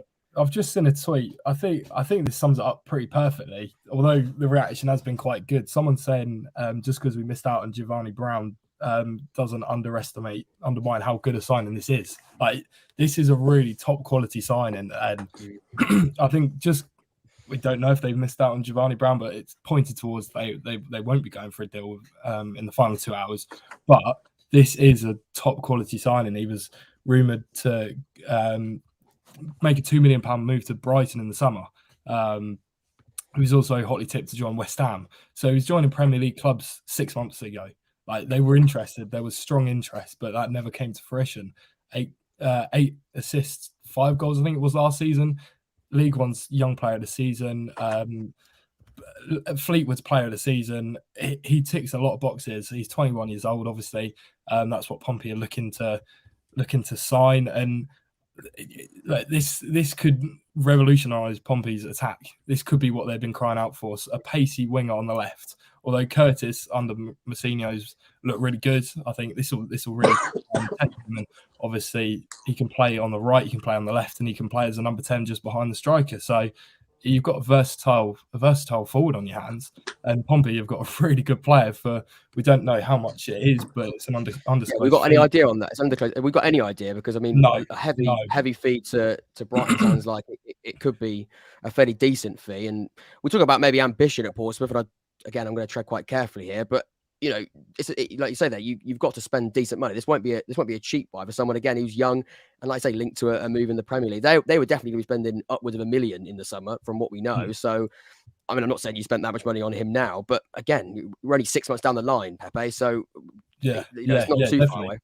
I fully agree, and I heard someone speak earlier that he was linked. It was rumoured to be £2 million to Brighton. That was never confirmed. It was just out there. Pompey will not be paying that much for a player like that. There's no way Pompey is spending £2 million for a guy on deadline day. It's only 500 grand for Colby, wasn't it? So yeah, exactly, and that's what I feel. Unless we know when the figures come out in due course, then we can know. But we're just estimating. It's just an undisclosed fee at the moment, and there's nothing really to suggest it. But when you do look at that interest 6 months ago, you think Pompey have actually they've put their money where their mouth is really, and have really gone big. And I think you've really got to praise the Eisners. I know they've come under stick, but this is a really top quality signing. 3.5-year deal as well, to put on the screen there. So it's a long-term contract. Well, coming back to Brighton, I mean, you can't really knock Brighton's transfer record normally, can you? So if they're interested in a player, I think you can be fairly confident that Brighton are looking at some decent names. If he was on their list, then it sounds quite exciting. But 3.5-year deal for Paddy Lane, so a long-term contract, clearly someone for the future. And again, I'm going to be careful what I say as well, but you've also, and it's not what any fan wants to hear, but you're actually looking at reinvestment in that contract as well. You've got 3.5-year deals in there. If Brighton and West Ham do come in, maybe 2 seasons down the line, you've got him a longer term contract there. You can sort of reinvest that money and also maybe get a little bit, you'd expect a profit from it. I imagine it probably will be a profit if you're selling him on. As well, just coming back, just really to the Portsmouth fans, probably going to Brendan as well. This is a big statement for John Messina as well. His first transfer window, to bring in someone like this on his first transfer window, he'll be happy. Does that show a sort of ambition as well? Is that the owners and the CEO saying, right, we're here to back a manager who wasn't maybe first choice, but we're still going to back him with our transfers, even if he wasn't that number one choice that everyone was speaking about when Danny Cowley got the sack? Yeah, I definitely say so. I think there has been a lot of flack towards the Eisners and towards Cullen, and I think wanted to show ambition, and I think this has put that nail in the ground now, being like, yes, he's the guy we want, and he's one here for the future. Look, him and Tom Lowry now are 2 very similar length contracts, and that could be the future of Pompey central midfield. And maybe we've mentioned about buying players young and honing their craft and then selling them for a profit in the future. If that comes to him and he goes to a championship side, that's fantastic. A bit like we did with Jamal Lowe when he was at the club, and we went and sold him for a big chunk of change as well with Matt Clark. I can only see positives from this, and hopefully he's got that bit of quality to get us out of the division. If not this season, maybe definitely next season. Nappers is alive. Ben is alive. He's spoken out. Just one word. Thoughts go out to him. I think that does say quite a lot about his thoughts on that. Plain and simple. I don't know if this would be beneficial, but to those who might not have seen it, John Messina's comments regarding the arrival of Paddy Lane, he said, "We're delighted to bring Paddy to the club. He's a fantastic young player who can not only impact the squad now, but also has huge potential. As soon as he came on our radar, we're extremely excited about the prospect of him working with him here. One of the most important things for us was that he was really keen on coming to Pompey, and we got some excellent references. Paddy has a lot of guile and can beat players, while he has a wand of a left foot that our fans will love to see. But that also, they've also seen. Sorry, I'm having an absolute mare here. But they've already seen to their detriment when he scored for Fleetwood at Fratton Park last season. That was an absolute humdinger, by the way, wasn't it? I don't know if is that the one went through Bazzunu's hands? Yes, that was the one. Okay. Yeah, but he's gone on to say Paddy's a really clever player with excellent ability, and we believe he has a bright future ahead of him. Lane progressed through the ranks at Hyde after arriving from Blackpool as a teenager, and his appearances in the non-league attracted the interest of Fleetwood. He signed for the Cod Army in the summer of 2021 and netted at Cambridge in just his 3rd outing for the club. And at the end of the season, as we mentioned earlier on the stream, Lane was named League One's Young Player of the Season at the EFL Awards, whilst also being voted as a top performer by his club's own supporters. So, good news, and actually nothing to suggest tonight that is it from a Pompey point of view either. There's also nothing to suggest that will not be it, but there's also will be it. Sorry, but there's nothing to suggest that it won't be either. Let's get your reaction in the comments. Then Stephen said, "Great signing. Can't wait to see him on Saturday." Miltos says, "Good evening, lads." And Paddy Lane on a 3.5-year contract is a sweet bit of business. Would have liked Brown, obviously, but Pompey's business has exceeded my expectations. Anyway, Jack has said we don't have Andy Moon. That was last 4-0 Sunday Live. If you want to go back and watch that. I was on that as well. Yes, of course. But more importantly, Pepe, the question is, can we go to bed? What do you reckon? I'm not sure. I don't think we're sure. I'm not saying yes and I'm not saying no, but we've all seen a story that's been put out that Exeter are not looking to sell Giovanni Brown. So make of that what you will. Yeah, but that's not to say. That's all I'm going to say to that. There's the other lad too. There's a few other names that have been bounded around from a Pompey point of view that I've seen. Aaron said we've got 2 out of 3 of our key targets today and improved our weak areas. This has been a cracking window in his opinion. So there we go. Jake, I remember you quite. I'm sorry to make this all about Pompey, Jack, and we will get on to other stuff. We've got plenty of time to get on to other things. We won't spend the whole night talking. Don't worry about it. I'm enjoying it. Good. I'm glad you're enjoying it. I am as well, oddly. Your thoughts this morning, Jake. I remember you saying how if the three were to come out and about in terms of Pompey signings, that it would be a really fantastic window.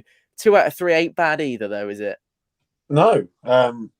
Obviously, if you can get Giovanni Brown over the line, then that shows that you've really backed Mousinho in what he's only been in the building 2 weeks now. So for him to have such a dictation on signings, obviously, if he's been able to get these two in, Bernard, who had a really good spell at Hull, I thought when I'm pretty sure he was at Hull when they got promoted out of this league. It was phenomenal for them that season because we were competing at the top end of League One with them, and I thought it was brilliant. And then obviously Paddy Lane, who we've spoken about at length before. So I think for John, I think John will be happy to be back to the way he has, and then for you to get 2 out of the 3, maybe don't go to bed yet, as maybe you've alluded to. But it's interesting because the thing is with the transfer window and deadline day is a name could come out in the next 10 minutes, and you could Pompey could go and thrash out a deal in half an hour. That's what makes deadline day so interesting, and ultimately we're not too sure, but yeah, I'm sure you guys as Pompey fans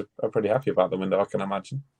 The one and only Napper's mum joins us live on YouTube tonight as well, That's which Jill. is great to see. Good evening to you, Jill. Thank you for being with us. Jill. And we would have loved Ben's reaction, of course, to this news. And I'm sure it's great to hear he's on the mend, but it's not so great to hear that he's not going to be a little bit upset about the news that Paddy Lane's coming down to Pompey. But at least to be able to come down to Fratton Park on an away day at some point soon and come and see him in the famous blue and white. Brendan. I will endeavour on Saturday after the game to get a selfie with young Paddy Lane and send it to Nappers. So we're saying that we're thinking of him. By way of consolation, absolutely. Salt in the wounds, man. Yeah, I don't know if he'd appreciate that massively, but yeah, but we'll see. At least you're thinking of him, Brendan. That's good to see. Of course. Have we seen Burton, Tom? Burton yes. has signed Ghassan Ahadme back from Ipswich. Have they? Again, wow. Wow, that's quite exciting, isn't it? Only on loan to the end of the season. Obviously, he played some games earlier on in the year for Burton and went to Ipswich, had a couple of games, and obviously he could only go back to Burton, but he's returned on a loan deal until the end of the season, which I think for Burton is absolutely massive. That's the striker that they would have craved after selling Adebayo to Bolton. Do you think that's a kind of a what's the word for it? Development move from Ipswich? I don't think so. I think Ipswich they've brought 2 strikers in the building already this month, haven't they? They probably just needed to get one out. Right. They've got a plethora of attacking force, haven't they? You've got Ladapo, Harness, Hurst, Broadhead now that we've said. Caden Jackson's another one. So, yeah, I think Ahadme probably needed to get out for his own good, and he's only a young lad still. So if he can, go back to Burton, develop there a little bit, and go back to Ipswich maybe in the summer when they've cleared things up. If disaster strikes and they've not gone up, then he's certainly not a bad option to have in League One again, is he? Sorry, just going back to Pompey. Sorry, Pepper. Yeah, Sorry. I might be saying the same. Sorry, I might be saying the same thing. Don't worry, Pepper. You go ahead. Neil Allen. Yeah, exactly. Yeah, so I just seen that. Just tweeted that as it stands, that is likely to be it for Pompey this window. But of course, there is the possibility of late drama, so cannot rule it out. Like you just put it up there, Tom. So as it stands, that is likely to be it for Pompey. Someone reckons you're hiding something, Pepe. I agree. I agree. Neil Allen knows a lot more than I do. And he's tweeted that, so don't shoot the messenger. I'm not. Well, I mean, he hasn't, without me wanting to seem a little bit sort of clinging on. Tantalising possibility of late drama is something that gets as it stands really in capital letters as well. As it stands, that can always change as well. Exactly. Another update as well on Charlton. Sam Lavelle is set to join Burton Albion. So Burton with some late deadline day drama. They're sort of at any point trying to bring some players in to try and keep their hopes of safety alive. But Sam Lavelle, of course, currently centre half at Charlton, looks to be joining Burton Albion. I think from what we're hearing that is, I don't know whether it's a permanent deal or not. I imagine probably permanent, but we'll see what happens there. But sort of, I think adding to the defensive ranks there with Sam Lavelle joining Burton Albion. That's set to be announced. Can I just say, really important, we get back to this one as well. Ben's mum saying the love and support means everything and more. And I don't know if you would have seen the extent of it, actually, Jill, but there was an unbelievably overwhelming support I think it was Thursday evening, Jake, that you sent me a message saying there was a genuine concern over Ben, and literally my phone didn't stop all night in terms of people sending their love, and I'm sure Jake was the same. So we're really excited to getting Ben back at the football and getting back on YouTube as well, doing exactly what he does best and connecting with so many as he always does. Sorry, Pepe, you're gonna say something then? Sorry, I'm just seeing these comments down the side. Andy Moon's tweet 6 minutes ago is a fake. You've all been parried by Mr. Andrew Moon 154. Hence why it's not on your screen. Hence why it's not on your screen. You have been fooled. Yes. Andy And Moon... so's Gaz, because it's just come up on my phone saying Gaz Guinness likes this. I'm like, oh, Gaz. Oh, Gaz. Yes, he might be joining us later as well, so we'll see. Maybe... Yes, you have been fooled. There will be... That is Andy Moon saying... That is not Andy Moon saying, don't go to bed just yet. That is a parody, so don't believe that. There's also another Andy Moon called at EFL Transfer One that was a couple of hours ago. People just nicking his profile picture, and it's like you gotta be so careful, aren't you? Because I don't want to put one up and and it be the wrong thing. But I'll have a word with him to make sure he gets a verification, because then when he does get verified, I was going to say, can't prank him. Exactly, get that sorted as quickly as you can. He should have it, because he's got 10,000 followers on Instagram. But there we go. Brendan, now the news has settled in a little bit. How are you feeling about Pompey's window thus far, with an hour and 43 minutes to go? I'm happy. I think the 4 signings we've made, going into it, we sacked Danny on was it day after New Year's Day, and it took us 15 days to put the manager in place, and we all thought, well, that's it. No, it's too little, too late for us to do anything. But I thought we got Towler in nice and early. That was one that Cowley touted beforehand. Obviously, the Richie Hughes liked the look of and wanted to pursue it and bring him in, which I thought was a brilliant idea, because Towler's really shown how good he is. Then Macy, again, another established goalkeeper who's been through the leagues, been in League One, Championship, and then all the way through to Arsenal Academy, and also up in Scotland. He's done very well. I said we're not seeing much of Bernard, but I'm looking forward to seeing more of him. Obviously, he's got a bit of a glowing review from yourselves and from Hull fans. Got a friend of mine's a Hull fan, and he said he was mustard for them, got stuck in, and good ball player. And now Paddy Lane in. God, I couldn't think of anything. Well, no, obviously you could think of better, but in our current situation, he's a very good one. And seeing a former Pompey loanee, who's signed for Derby County today, and Harvey White, it's good for him. It's a good move for him, I think, for his development. Oh, I wasn't sure if you mentioned it at all in signing for Derby. We spoke about it earlier on. Yes, the news that they completed the signing of Tottenham midfield, and we also spoke about what he did for us as well at Pompey, which is he did an awful. He made an impression, didn't he, for certain? And I felt like we've maybe been a little bit of a disconnect, because it was more lockdown games where he was playing. He scored against that lot, didn't he? He did. Yes, he did score against these boys over here. Yes, he did. Yeah, he did. Yeah. It did, which we oddly very quickly glossed over earlier on when that came up, Brendan. So I'm glad you've brought that back up again. Right, we were linked to him earlier as well. Which even more, yes, they were. He was Barnsley as well. I think there was a name Barnsley also in there as well. There was a few, yeah.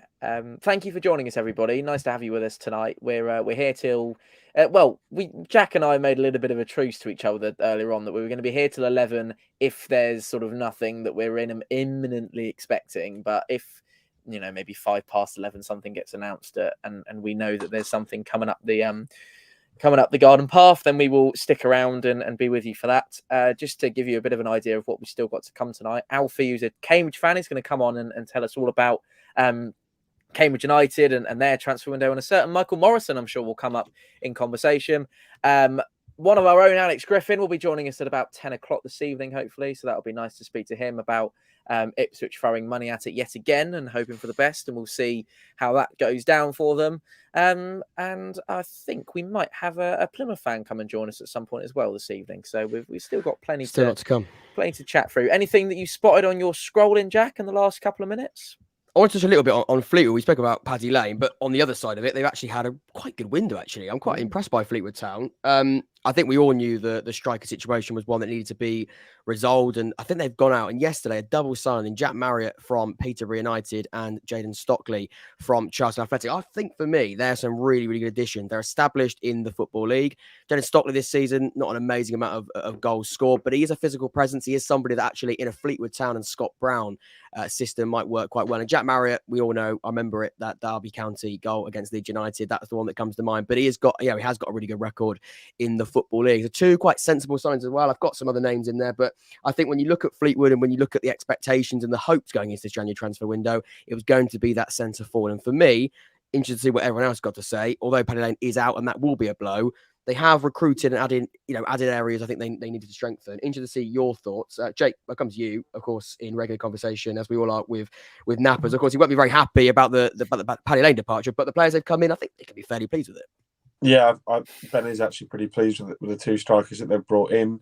What are the finances are behind those deals? I wouldn't know. I would expect them both to have been substantial six-figure fees, perhaps, for Marriott and Stockley. You think that it's pretty much the League One Crouch and Defoe, isn't it, of the Pompey years? So it's going to be interesting. Actually, I think Stockley might suit the style a bit more than Jack Marriott.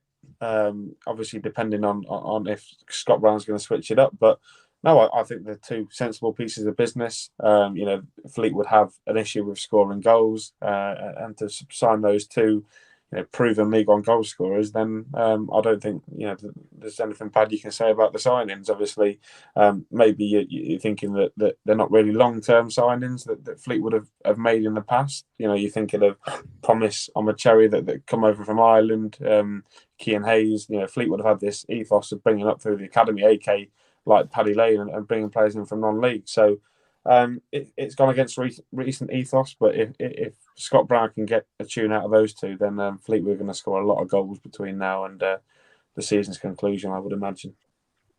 Yeah, smart business. I think that's what comes to mind. Also, quite ambitious as well, because they are permanent transfers. That's important to say as well. They're not loan signings of the players that will be coming in and really, I think, helping towards this Scott Brown evolution or revolution, shall I say, at Fleetwood Town. Tom, you've got anything to say other than that? I think there's one interesting question I'll ask Jake as well. Shadipo is not just coming along, but he is the list of players. We had Shadipo a couple of seasons ago, Oxford United. Interested to see what's going to happen with that one, because Oxford, I think he's a little bit of an inconsistent player, but actually scored quite a few goals for Oxford in the end. A little bit in and out. I think when he sometimes could hide a little bit away, but I'm interested to see that. I didn't see until I went through these sides here. Shadipo has joined a loan from QPR. So I think he's exciting, he's quick, but I think he's a little bit in and out of a game. But I think that's an interesting pickup. It certainly does help you on the flanks. Yeah, we've not seen much of Mide at the moment. He came on for 15 minutes or at MK Dons and also played at Cambridge on Saturday, 2-0 game, so probably not the best for an attacking player to make an entrance in. Obviously, you mentioned Shadipo. Obviously, a good player, was quick. I think he'll help defensively. Obviously, we've also signed Luke Plange on loan from Crystal Palace. That's a pretty big one from a Lincoln City point of view. That's one we're all excited about as well. So it's interesting. Shadipo's obviously a good player, got good pedigree coming through at QPR and Oxford, and then at Sheffield Wednesday. He had a better time of it at Oxford than he did at Wednesday. But yeah, a long injury at Wednesday. Yeah, down to injuries, and that's what the consensus has been there. But when perhaps he gets a run of games under his belt, if he can cement a starting place, then definitely an asset for us in the future, and maybe one that we even look to pick up permanently in the summer window. Definitely. Tom, any breaking news you've seen while we've been chatting about, I think, some quite impressive Fleetwood and Lincoln business, really? Yeah, not much breaking news, to be honest with you. But just to say hello to Dylan and welcome to the stream. There's a load of people that are actually...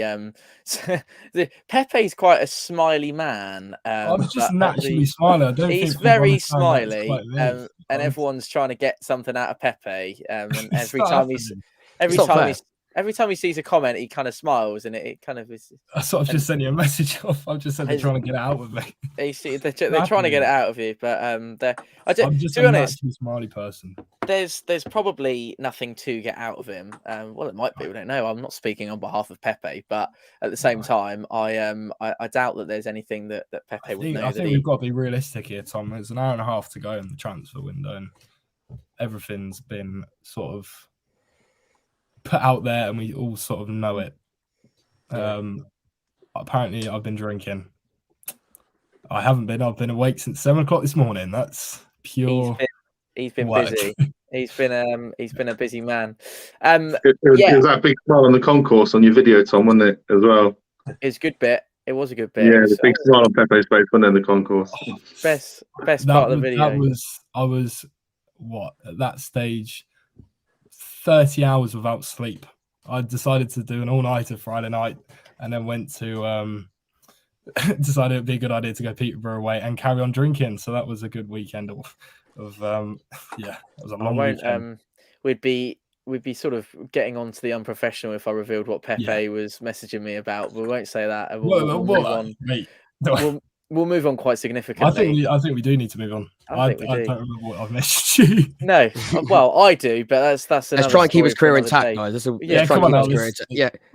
I did want to say there was an interesting comment on here from Luna who said Fleetwood knew Lane was coming to us and got their targets in. It's a good point actually. But whether they've actually kind of gone, Paddy Lane's out the building. There was obviously Jake. You might be able to shed a bit more light on this than we might be able to. But Scott Brown not really fancying Paddy Lane. Is that a fair assessment? That was the sort of conversation that I had with Nappers at the start of the season when Fleetwood came to Lincoln. I think it was to do with an attitude problem. I think he was expecting to get his move in the summer. Obviously, that didn't materialise for one reason or another, and Paddy sort of put his bottom lip down and had a bit of a sulk, which under Scott Brown, you can imagine, who's the ultimate professional during his time at Celtic. I can't imagine that's gone down too well with him. So, yeah, I mean, obviously, one hell of a player, but if he's got attitude problems, then, that sort of comes with the baggage, doesn't it? And Pompey might deal with that one way or another in a couple of years when it comes to him leaving Fratton Park. So, I think he was out of favour. I think they prefer Kean Hayes on the right-hand side, who's also one of those that have come through the Fleetwood Academy, who's been fantastic for them for a number of years now. So, won't say he was out of favour. He was definitely coming on and impacting games. Just maybe hasn't got the amount of starts, but that might be due to his attitude. But obviously couldn't comment too much because I'm not in the Fleetwood camp, and I don't want to get either of you to in hot water with Fleetwood. Well, Ben's mum reckons you talk sense, Jake. So there we go. We take that. Is that a concern for Portsmouth, the attitude issues? I know, of course, like Jake mentioned there, if a move happens down the line, then he could sort of throw his toys at the pram. But is that a problem for you? Or do you think now he's got that move, that shouldn't be a problem? Focus on the ability that we know he's got. Does that see it as a problem, or are we reading too much into that? There were people who messaged me when Owen Dale came from Blackpool to us and said that he'd had a bit of an attitude problem. And to be fair, Owen Dale's not really had much competition for his place. He's been a real stalwart, and I'm sure Brendan will be able to give us maybe not a contrasting view, but maybe a slightly different view to what I might be able to give you on Owen Dale.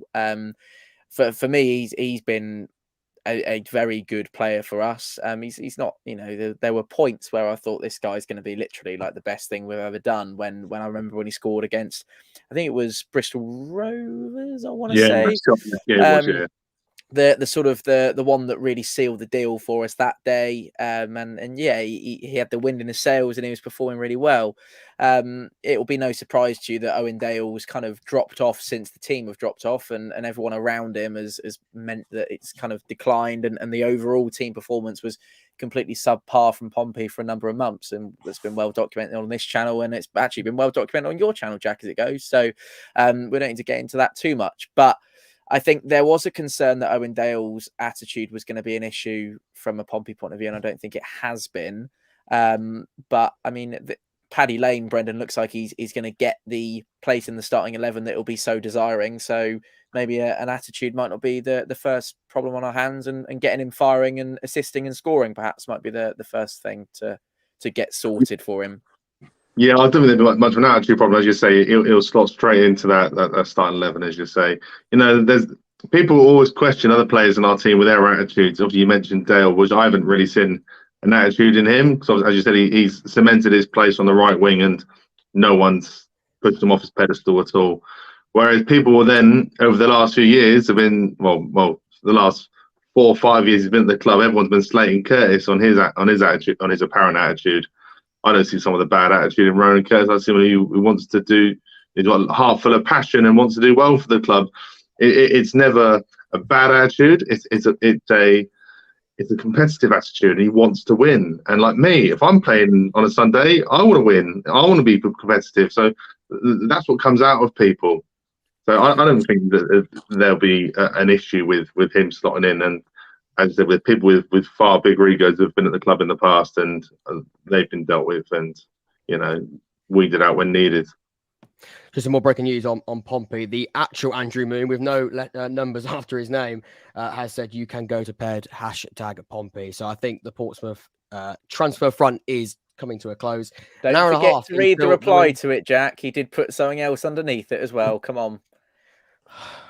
Have a look. What did he say? Come on. Got to provide Unless everyone something- with all the context. Unless something really crazy happens, which is unlikely. Right. Well, there we go. We shall see. You could go to bed, Pompey fans. That is it. An hour and a half until the transfer window does close. I think Portsmouth have completed their business. But of course, I think Brendan has literally gone to bed there. Yeah, I did jump on my bed, Jay. I did. He went, yeah.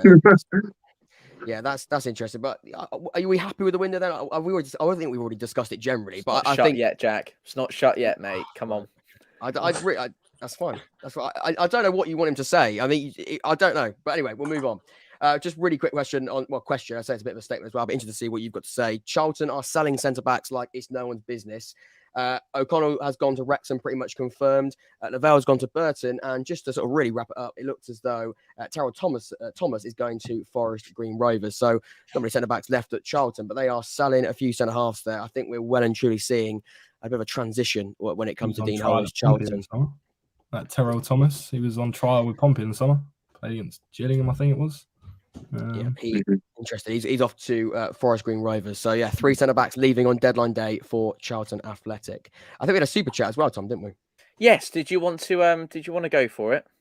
Yeah, I'll bring up on the screen here. Do your clubs represent respective signings change their season aims and expectations? What else do each club need to try and get done in the last hours? I mean, we can start with Oxford and Pompey, and we can maybe branch out. I think it's quite a broad question anyway. I say your clubs, of course, Lincoln as well. We can get involved with that. For me personally, do your clubs' respective signings change the season's aim and expectations? I mean, for me, probably not. I mean, it's quite hard, but I think our expectations and aims have changed throughout the entire campaign, really.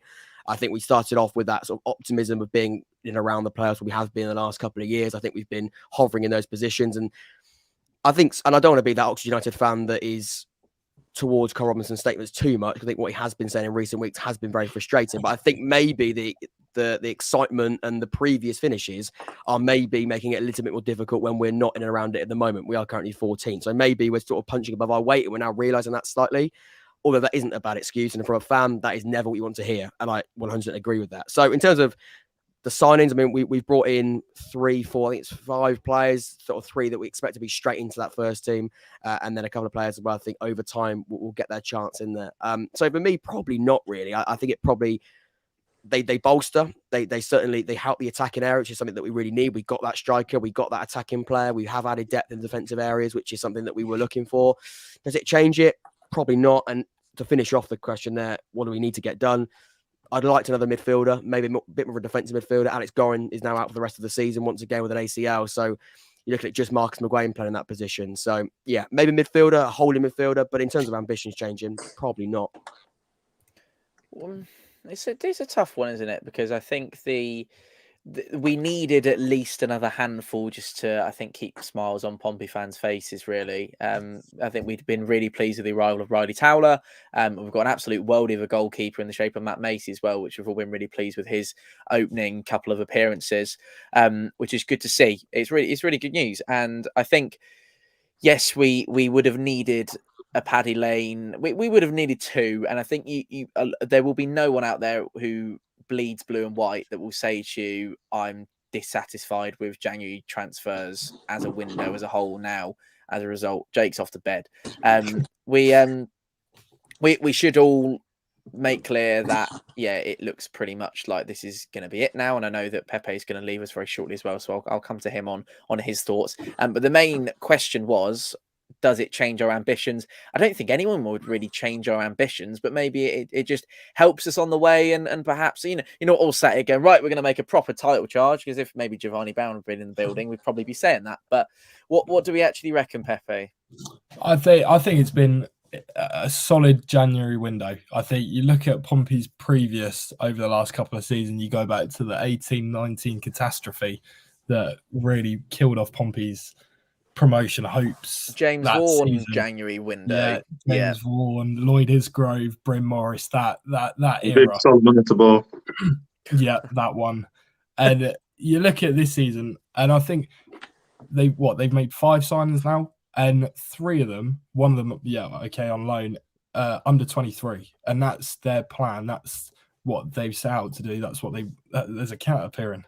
There is. Unbelievable. It's our new centre forward. As I was saying, they've structured it properly. They haven't gone for players that are like that's going to get us to the playoffs. They're still sticking with the ambition of a long-term plan, although Bernard is on loan, but he is still 22.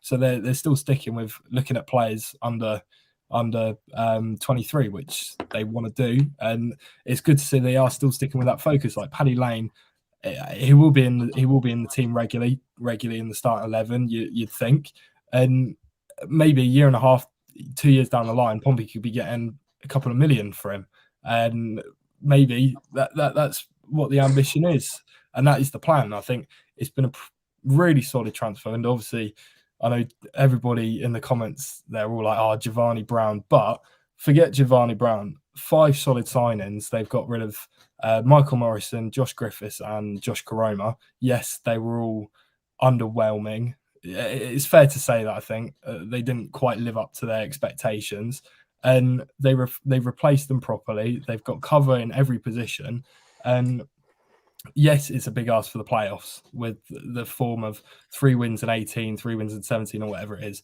But it's positive. I think at 11 o'clock and tomorrow, I think you can look back on the window. Riley Towler, what a signing he's been. Matt Macy, his first 3 games, he's been class. Paddy Lane, he'll be one for the future and will be in the team as well. And that Bernard, he looks like a top quality signing that should be in the Championship from what I've seen. So I think you look back at it, and I think it has been a really good window for Pompey. It's whether now they can really mount a playoff push. Could that happen? I don't know, Tom. Are you feeling the playoffs?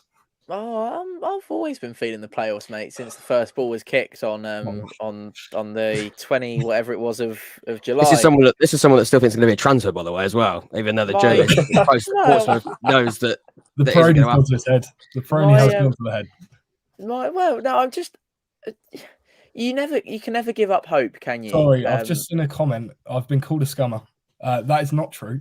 I'm very much happy that they are losing. I believe in the Carabao Cup. I'm a Pompey season ticket holder as well when I'm not reporting, so that's an offence. He has properly bitten that one, hasn't he? That one hurt. That one right in there. That one. I've done a Neil Allen. That one has not gone down well. No, it hasn't. No, to be fair, if that was my if anyone else had been accused of it, I think you just need to change your curtains, Pepe. To be honest, I'm quite proof. I'm seeing proof. I've got a signed David Kitson and David Norris shirt above my head. So can we have a little look just to confirm? Yeah, I can't believe you. There we go. Lovely. There's a bit of proof for you if you need one. Quickly before you go, Pepe, sorry to interrupt you. Can you give a? Sorry, did you finish the question? I don't want to interrupt what you were going to say for the rest of that. I was going to say, have you got a winner of the window? Sorry, have you got a winner of the window when we look at the entirety of League One? Because I think, of course, we spoke a lot about Portsmouth. We mentioned the other clubs as well. But have you got someone in mind that you'd go, yeah, they've done all right? Plymouth, I think. They got their business done early.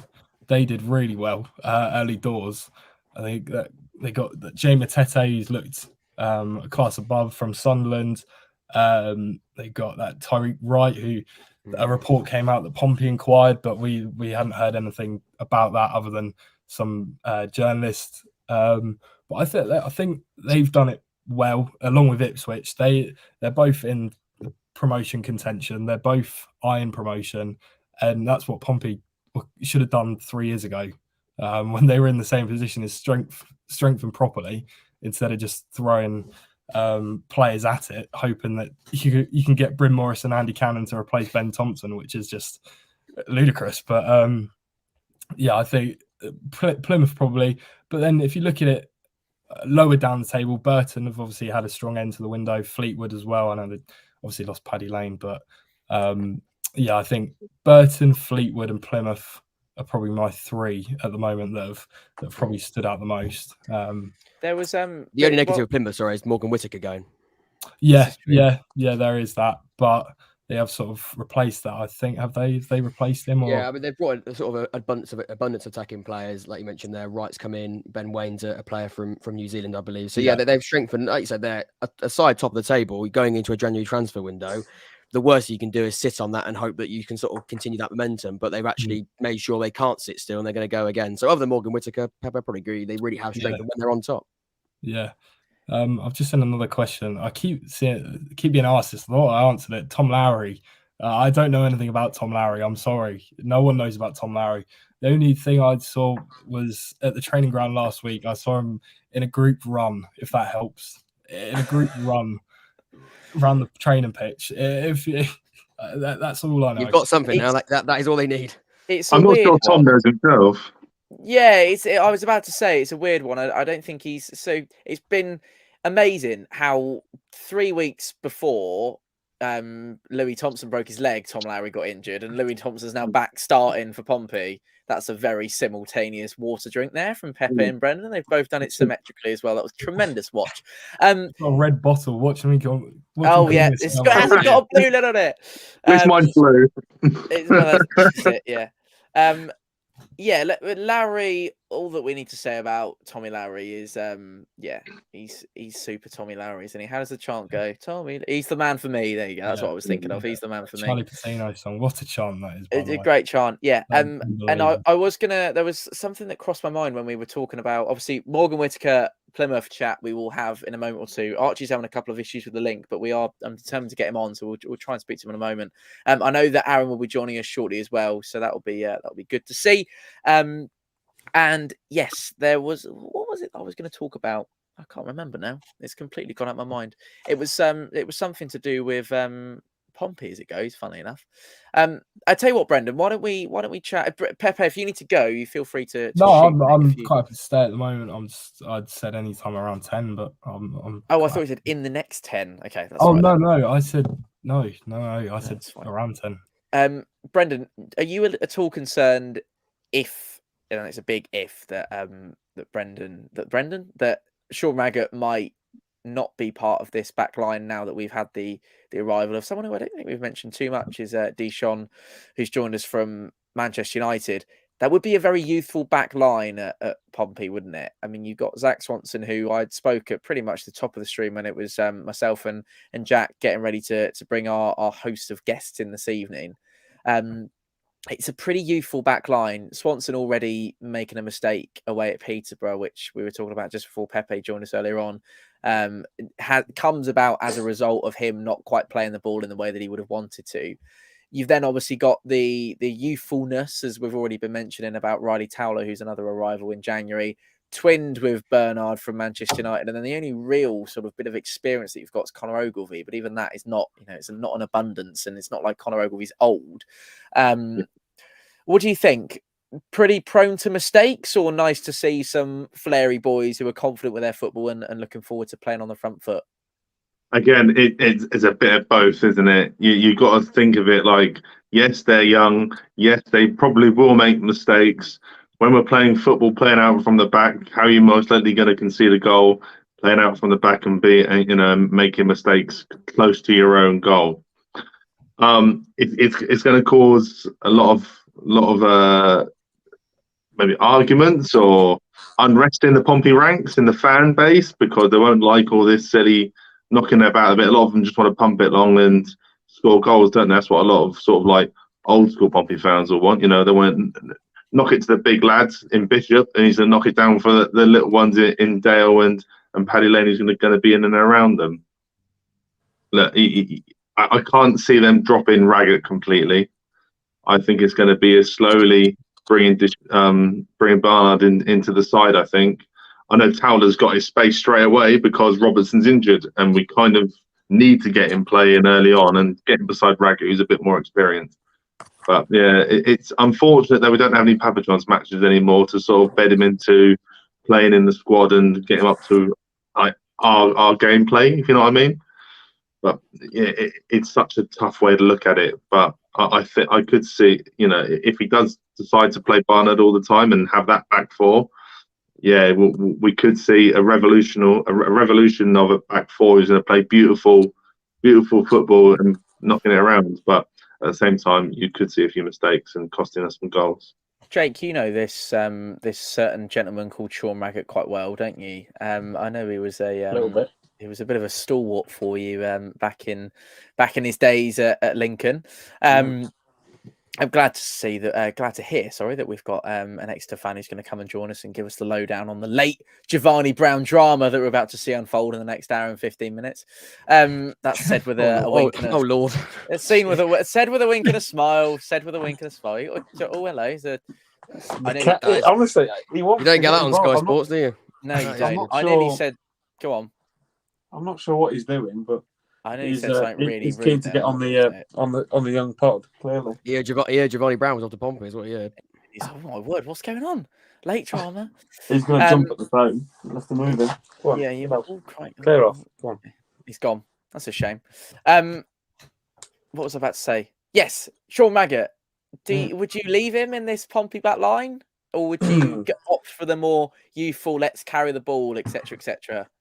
Difficult, really, because Towler was someone that we looked at under Michael Appleton, so that gives to me the vibe that he's someone who can play the ball out of defence really well. And I mean, you guys would have seen him a lot more than I would. I guess that's clearly been the case. But Sean Maggott always, for me, is going to have a lot of sentimental value, given the fact that he scored Lincoln's probably biggest goal in the club's history away at Burnley a couple of years ago. He's a great bloke. He's a great defender. I think maybe made the move to Norwich at the wrong time, maybe a move too high up too soon. But he's a good defender. I think the thing that you get with Rags is he's a real leader. His mindset is second to none. I've not seen a player with a mindset as good as Sean Maggott. In terms of right, we might have conceded, but we just go again. And it's difficult because obviously John Messina's got a couple of centre backs on his mind. Maybe he's thinking about potentially going into a 3, like I mentioned on Sunday. I'm not sure if that's in his plans or not. But you guys need experience, and especially when you've got young Swanson at right back. I would keep Raggett in personally. I know he's got a mistake in him. I understand he's someone who just lobs the ball forward, but for his leadership mentality, I would be keeping Rags in. Definitely for the first next couple of weeks or so, while you've got some important games to bed the likes of Bernard in to the squad. So yeah, difficult because then you've got obviously Robertson to come back in as well, and it's a real selection headache, and I imagine it's a great one for you guys. So personally, and for sentimental reasons, I would keep Rags in because I know what a defender he can be. There's a sorry, Mr. Super Chat as well, Tom. Yes, sorry, Mr. Super Chat. Say. Paddy Lane, wow, some signing, only just seen it. That's Matt, of course. So yeah, I think he's a Cheltenham fan, but still clearly Is he joining us? I have not received a message just yet. So if you're still around, Matt, then stop donating money, son. Get on the stream. Yeah. Come and join us. But a good sign. I think we've 100% agreed on that, and I think that everyone around League One can also appreciate the type of signing that one's going to be. There's the cat again, isn't it? Was it the cat? Might be the cat. I have to shut him out, I think. Bear with me. Oh, Jake's leaving us just momentarily. Like I say, you don't get this on Sky Sports. Welcome to the Unfan Podcast and for written over at Deadline Day special. Yeah, you don't get that on. You don't see this is. I saw a comment earlier on of people going, "Oh no, we're not going to bother watching Sky Sports. So much prefer this." Thank you to the 369 people who still join us. By the way, I know there's been a lot of questions of Pepe and whether we can go to bed, etc., etc.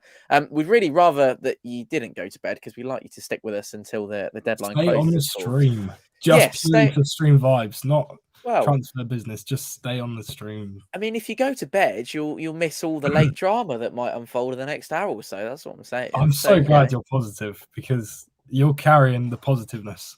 You got to. There is a very, very good chance that we're only carrying the talk there. Well, no, it's just a very good chance that nothing will happen, and we'll all just go to bed at 11 o'clock. But we don't want everyone to plummet off at 10. We want you to stick with us. Bear in mind that I don't know if it's an incentive to stay, but Alex Griffin is still yet to join us this evening. Oh, But we've I'm also Brendan's off. We've also got an Exeter City fans going to join us, and I'm still trying to get Archie fan, Plymouth fan Archie to come and join us. And I've just seen a tweet from Pompey that flashed up, but I think it's a kind of, yes, we've got you both in the door. Sadly, it doesn't have a third line with a timer next to it. So, yeah, maybe that might be about it. Although it has come at 10 to 10. So, I don't know, maybe there's 5 minutes to maybe get a little sneaky teaser for the next one. And who knows? We will see. Paddy Lane himself tweeted in the last 20 minutes or so saying, "What a feeling joining a club like Pompey. Looking forward to seeing everyone at Fratton." Paddy, by any chance, are you watching? Probably not. You might be. Who knows? We're very much looking forward to seeing you at Pompey as well, mate. Very much so. Brendan, just quickly on the Sean Raggett conversation, Jake was quite rightly saying they're obviously trying to bed in the new talent, etc., etc. There is also the argument, of course, that Sean Raggett has been playing almost every game in a Pompey shirt for a long old time. And we know the schedule is pretty unforgiving coming up over the next couple of weeks and months. So an opportunity for Sean Raggett to maybe just take a little bit of a back seat and have some rest when fresh young talent can be coming through in this Pompey side as well. Yeah, definitely. There's a lot of Saturday, Tuesdays, and then there's Good Friday, Easter Monday. So there's plenty of time to shuffle it around and try and keep players fresh. I think Sean Raggett recently, he got benched for the first time in like 46 games, consecutive league games. He finally, he was given a rest, which we all thought was a bit bizarre. Then we ended up losing that one, thinking, why the hell have we benched Raggett? I thought it was a bit of a bizarre one at the time. But yeah, it'll be a good chance for Rags to get a rest, because we know he puts his body on the line every single game. Like he nearly ended up in the main stand behind the goal, didn't he? After at Peterborough, he's fallen into the north stand before and fallen into every stand. So yeah, he puts his body on the line for the club and comes out with a black eye every week. You mentioned Saturday, Tuesday, Brendan. That is February there for you all. And bear in mind, February starts tomorrow, everybody. So happy February for tomorrow. You've got Saturday, Tuesday, Saturday, Tuesday. You've got at least 2 Saturdays. And what is a pretty condensed month as well, February. We lose a few days, don't we? So plenty of opportunity for some fresh legs, perhaps. What do you reckon? Yeah, and some big games as well. Obviously, Barnsley, Plymouth. Lincoln away. They're always a good away day, and they'll give us a tough game. Cheltenham at home, Bolton's another tough one. They beat us 3-0 a couple of weeks ago. Yeah, there are some very tough games in there for us to have. So keeping legs fresh and minds clear will definitely come in handy for us. Good. I've just had confirmation. Jack, would you like to break the news? We will be having a Cheltenham representative coming on, so we can discuss Cheltenham when that happens, but I think a little bit of early stuff on that. I think they've had a fairly good window as well, along with Forest Green Rovers. Can we just touch on them, please? Because they've had a really, really impressive window, not just when it comes to players as well. I think Duncan Ferguson is a really, really exciting appointment. You're right. So I think what we'll see there is, again, similar to Burton now, that hope to go and stay in the league. I think they have shown that sense of ambition. In fact, I've got a list of just a couple of the names in front of me now. McCann joins from Rangers. Spent apparently the fee on Transfermarkt. Don't quote me on this, but Transfermarkt.com, £397,000. So quite ambitious there from Forest Green Rovers. They want to stay in the league. Doohan from Tranmere Rovers. Robson from Lincoln City. That's interesting. We'll come to Jake on that in just a couple of moments' time. Garrick from Swansea City as well. They've gone sort of down the route of, with Bakayoko as well, players that have played in League One before. I think when you're trying to stay in the league, going with experience in that sense is sensible. So some other names in there. Charlie Savage stands out as well. Of course, a loan deal from Manchester United, somebody who for a long time sort of been hovering around sort of Manchester United, sort of in the 23s and 21s, linked to a couple of loan moves in his time as well. I think he went on the preseason tour to Thailand with United and made a couple of appearances under Eric Ten Hag, but looks as though a loan move now makes sense. So he's going to Forest Green Rovers. Let's just quickly go to Jake Robson. He's joined Forest Green Rovers in their hope with quite a few players to keep them in the league. Thoughts on Robson? A good move for Forest Green Rovers? Yeah, well, you got to remember that John and Garrick was also at Lincoln for the first half of the season as well. So they've basically nabbed 2 of our players, and we took their left wing back off them as well. So no, yeah, obviously Jamie Robson we went to this 3-back formation, and Robbo was sort of shoved out to left wing back, where, you know, if we're being honest, Robson isn't actually a wing back; he's more a defensive full back, which is when we signed him from Dundee. Definitely someone that was brought in for his defensive qualities, and Forest Green have leaked goals this season, left, right, and centre. I think they've conceded the most goals in the division, and they needed to shore up that defence. And the lad they had, Harry Boys, who we've subsequently signed, is definitely more of an attacking option. So you can see where the goals are coming from if their wing backs are flying high. So. Good move for Robson, I think. A long contract. Lincoln were looking to make way with him. Definitely a good player and definitely League One standard. He's got experience of staying up in League One as well, given last year as well. So, a deal that worked all the way around for Lincoln, for the player, and then for Forest Green. And he's gone in and made a pretty good impact. I think he, when they played Exeter, I'm pretty sure Robson crossed the ball for Garrick, which you can imagine really made me smile when you see that as a Lincoln City fan. So, good move for both of those players, and hopefully they can settle down and kickstart their career there. Brandon, enough to keep them in the league? Enough to keep them in the league, Forest Green Rovers? Yeah, some good ones there. I think with their new manager bounce with Fergie as well, Duncan Ferguson, I think now they've got a good chance of it. They've got a decent fan base. Imagine Fergie at Forest Green. Duncan Ferguson. No, I know, but as if it was the original Fergie, Sir Alex. Yeah, of course. Yeah, it's not him. No, sadly. Can you imagine that? That would be a deadline day special if they got Alex Ferguson down.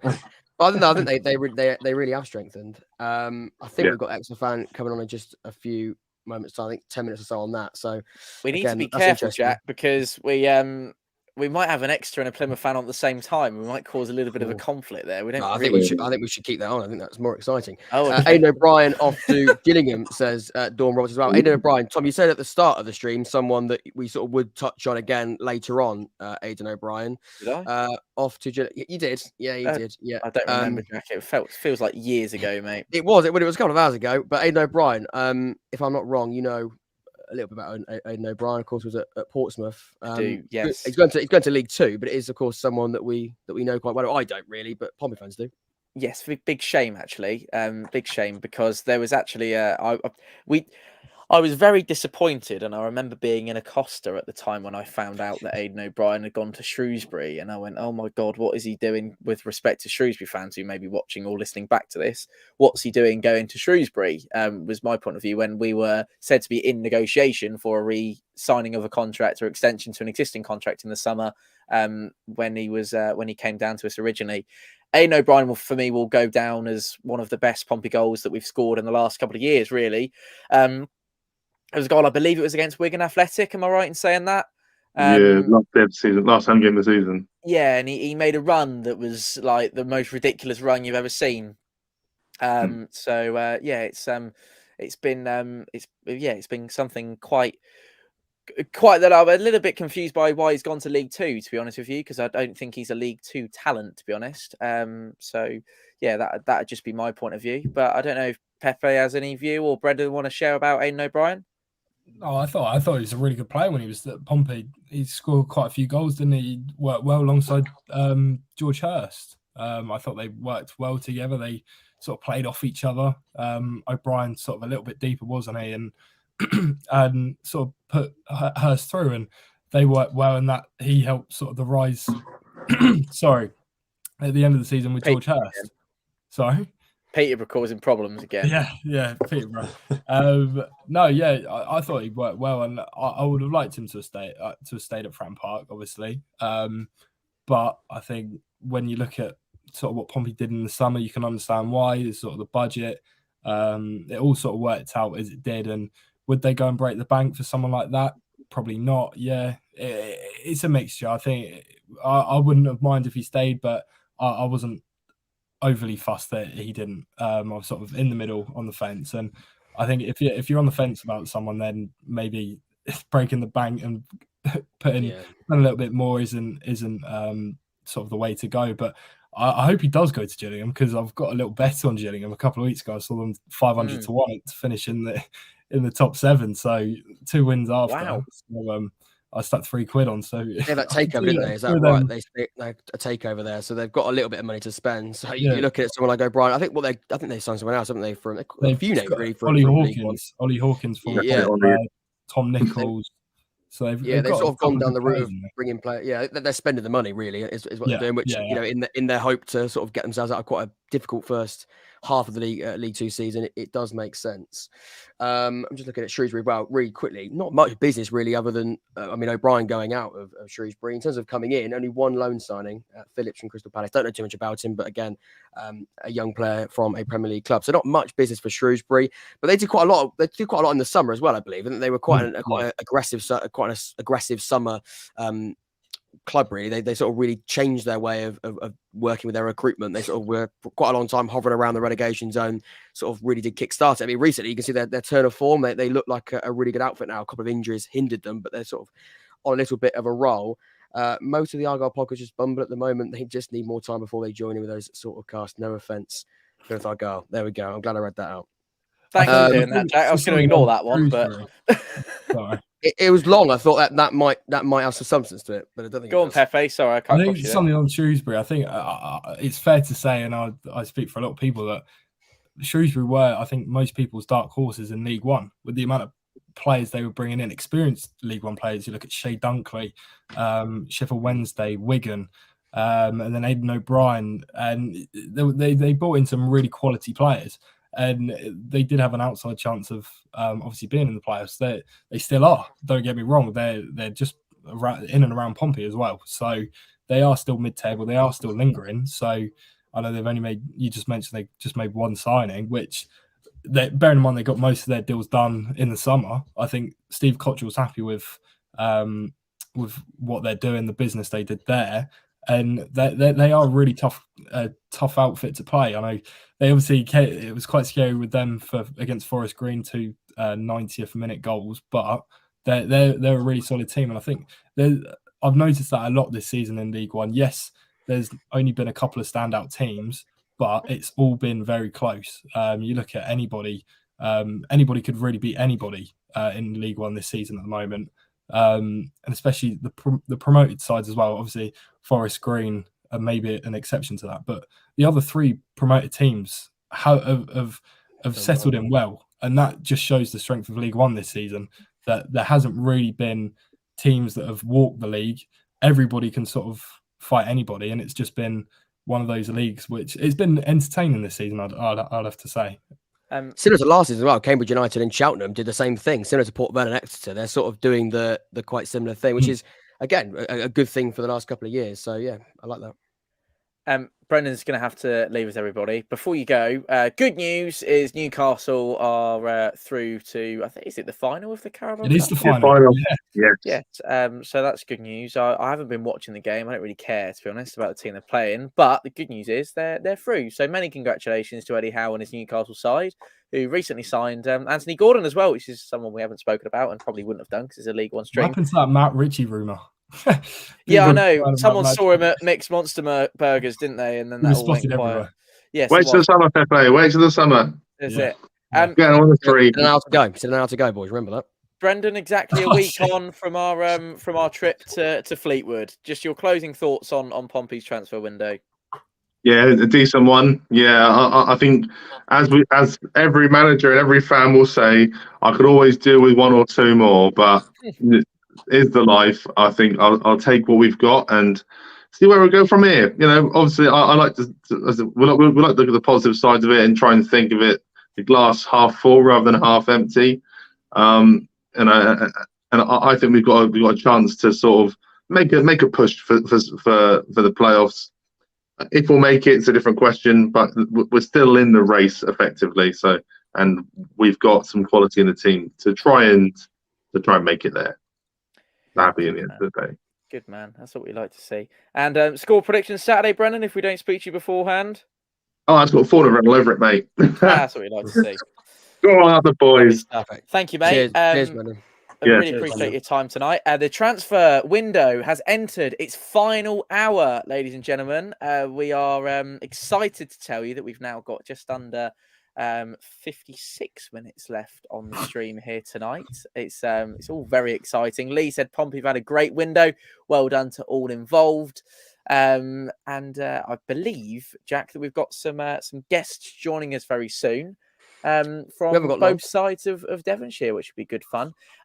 Jake, you mentioned earlier on the prospect of Lincoln City versus Portsmouth. I wonder if we could do maybe a really early preview that we obviously will revisit on 4-0 Sunday Live in a couple of short weeks. But two teams that actually will be really pleased with both respective transfer windows heading into our 18th of February summit. Yeah, can't wait, Tom. It'll be interesting because the game down at Fratton Park I thought was quite a good game as well. But yeah, the one you won 0, yeah? Yeah, I think so, yeah.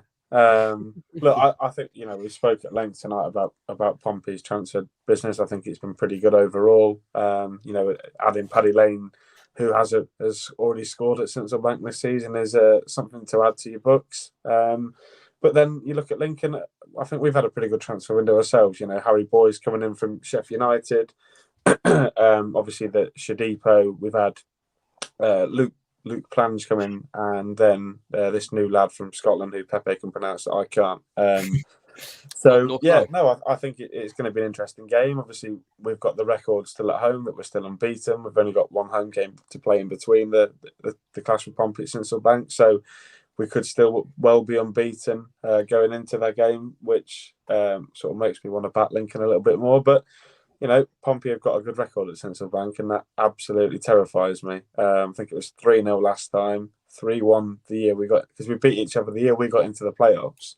We beat you at Fratton, and you beat us at Central Bank, and I believe it was a certain John Marquis scored a double that day for you guys as well. So look, I think it's going to be a good game. I think you've got a couple of games between now and then to bed your new players in. You've got Barnsley on the weekend, and then you've got a couple of games in between. We've got Accrington this weekend, and then Bristol Rovers to try and bed our lads in. So fascinating game. Obviously, I think it's nice that it's on a Saturday because it was on a Tuesday last time. It's been on Tuesday a few nights before, which has been a bit rubbish for you guys. So you guys might be able to sell out a few more tickets, and hopefully it should be a good, entertaining game. I anticipate a draw because we draw every game, home and away. At home, especially.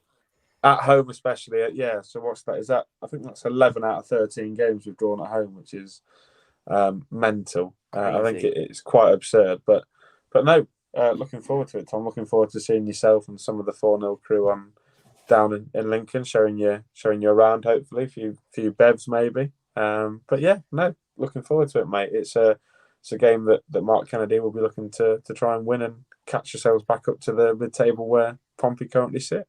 We've got some good news. There's 329 people join us. We're going to add 2 to the conversation, I think, Jack. We've got Aaron, who joins us live here on YouTube, as well as Jack's not going to add them in as I'm talking about them. So that's don't worry. I'm on really it. well. He's on it. There we go. Aaron's here, and we have an Exeter City fan who joins us live on the channel too, which is good to see. Has he left yet, mate? We've got sort of 50 minutes until the big Giovanni Brown announcement, or is that not a runner?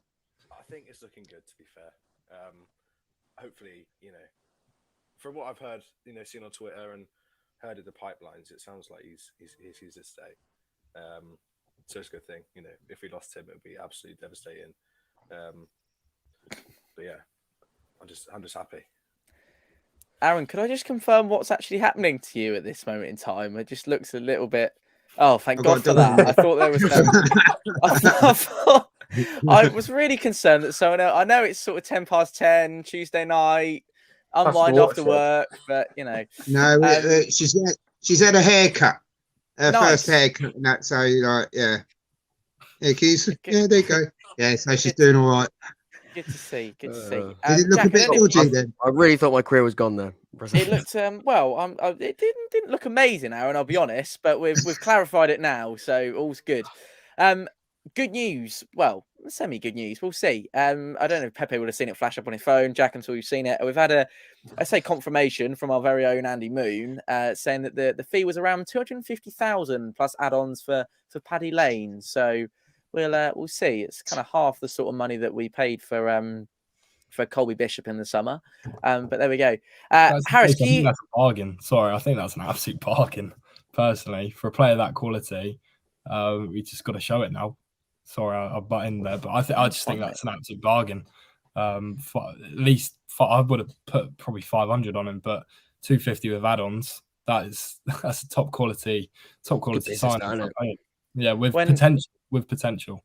When you say that, I don't know what the fee was at £2 million at some point in Brighton wanted 2 million in 6 months ago, which is so shrewd business is probably the best way to describe it. Harris, I wonder if you could talk us through Exeter City a little bit in terms of the window that you've had. I know you can completely avoid Girani Brown if you want to, and we can chat a little bit less about that. So what have you made of it all? And, are you pleased? Out of 10? I know I said out of 10 on confidence of you winning the game when you came down to Fratton Park a couple of weeks ago, but out of 10 in terms of Exeter City? I've actually been really pleased with how our window's gone. You look at previous managers when we had Tisdale and Taylor. We had we had Tisdale since I've been alive. I think we've had 3 managers. We got someone new in Gary Caldwell, and he's the kind of manager who's been to a lot of clubs and not really been successful. But it means that he's got a lot of links at different clubs, and he was able to bring in people like Joe White from the Newcastle under 23s when he was coaching there last season.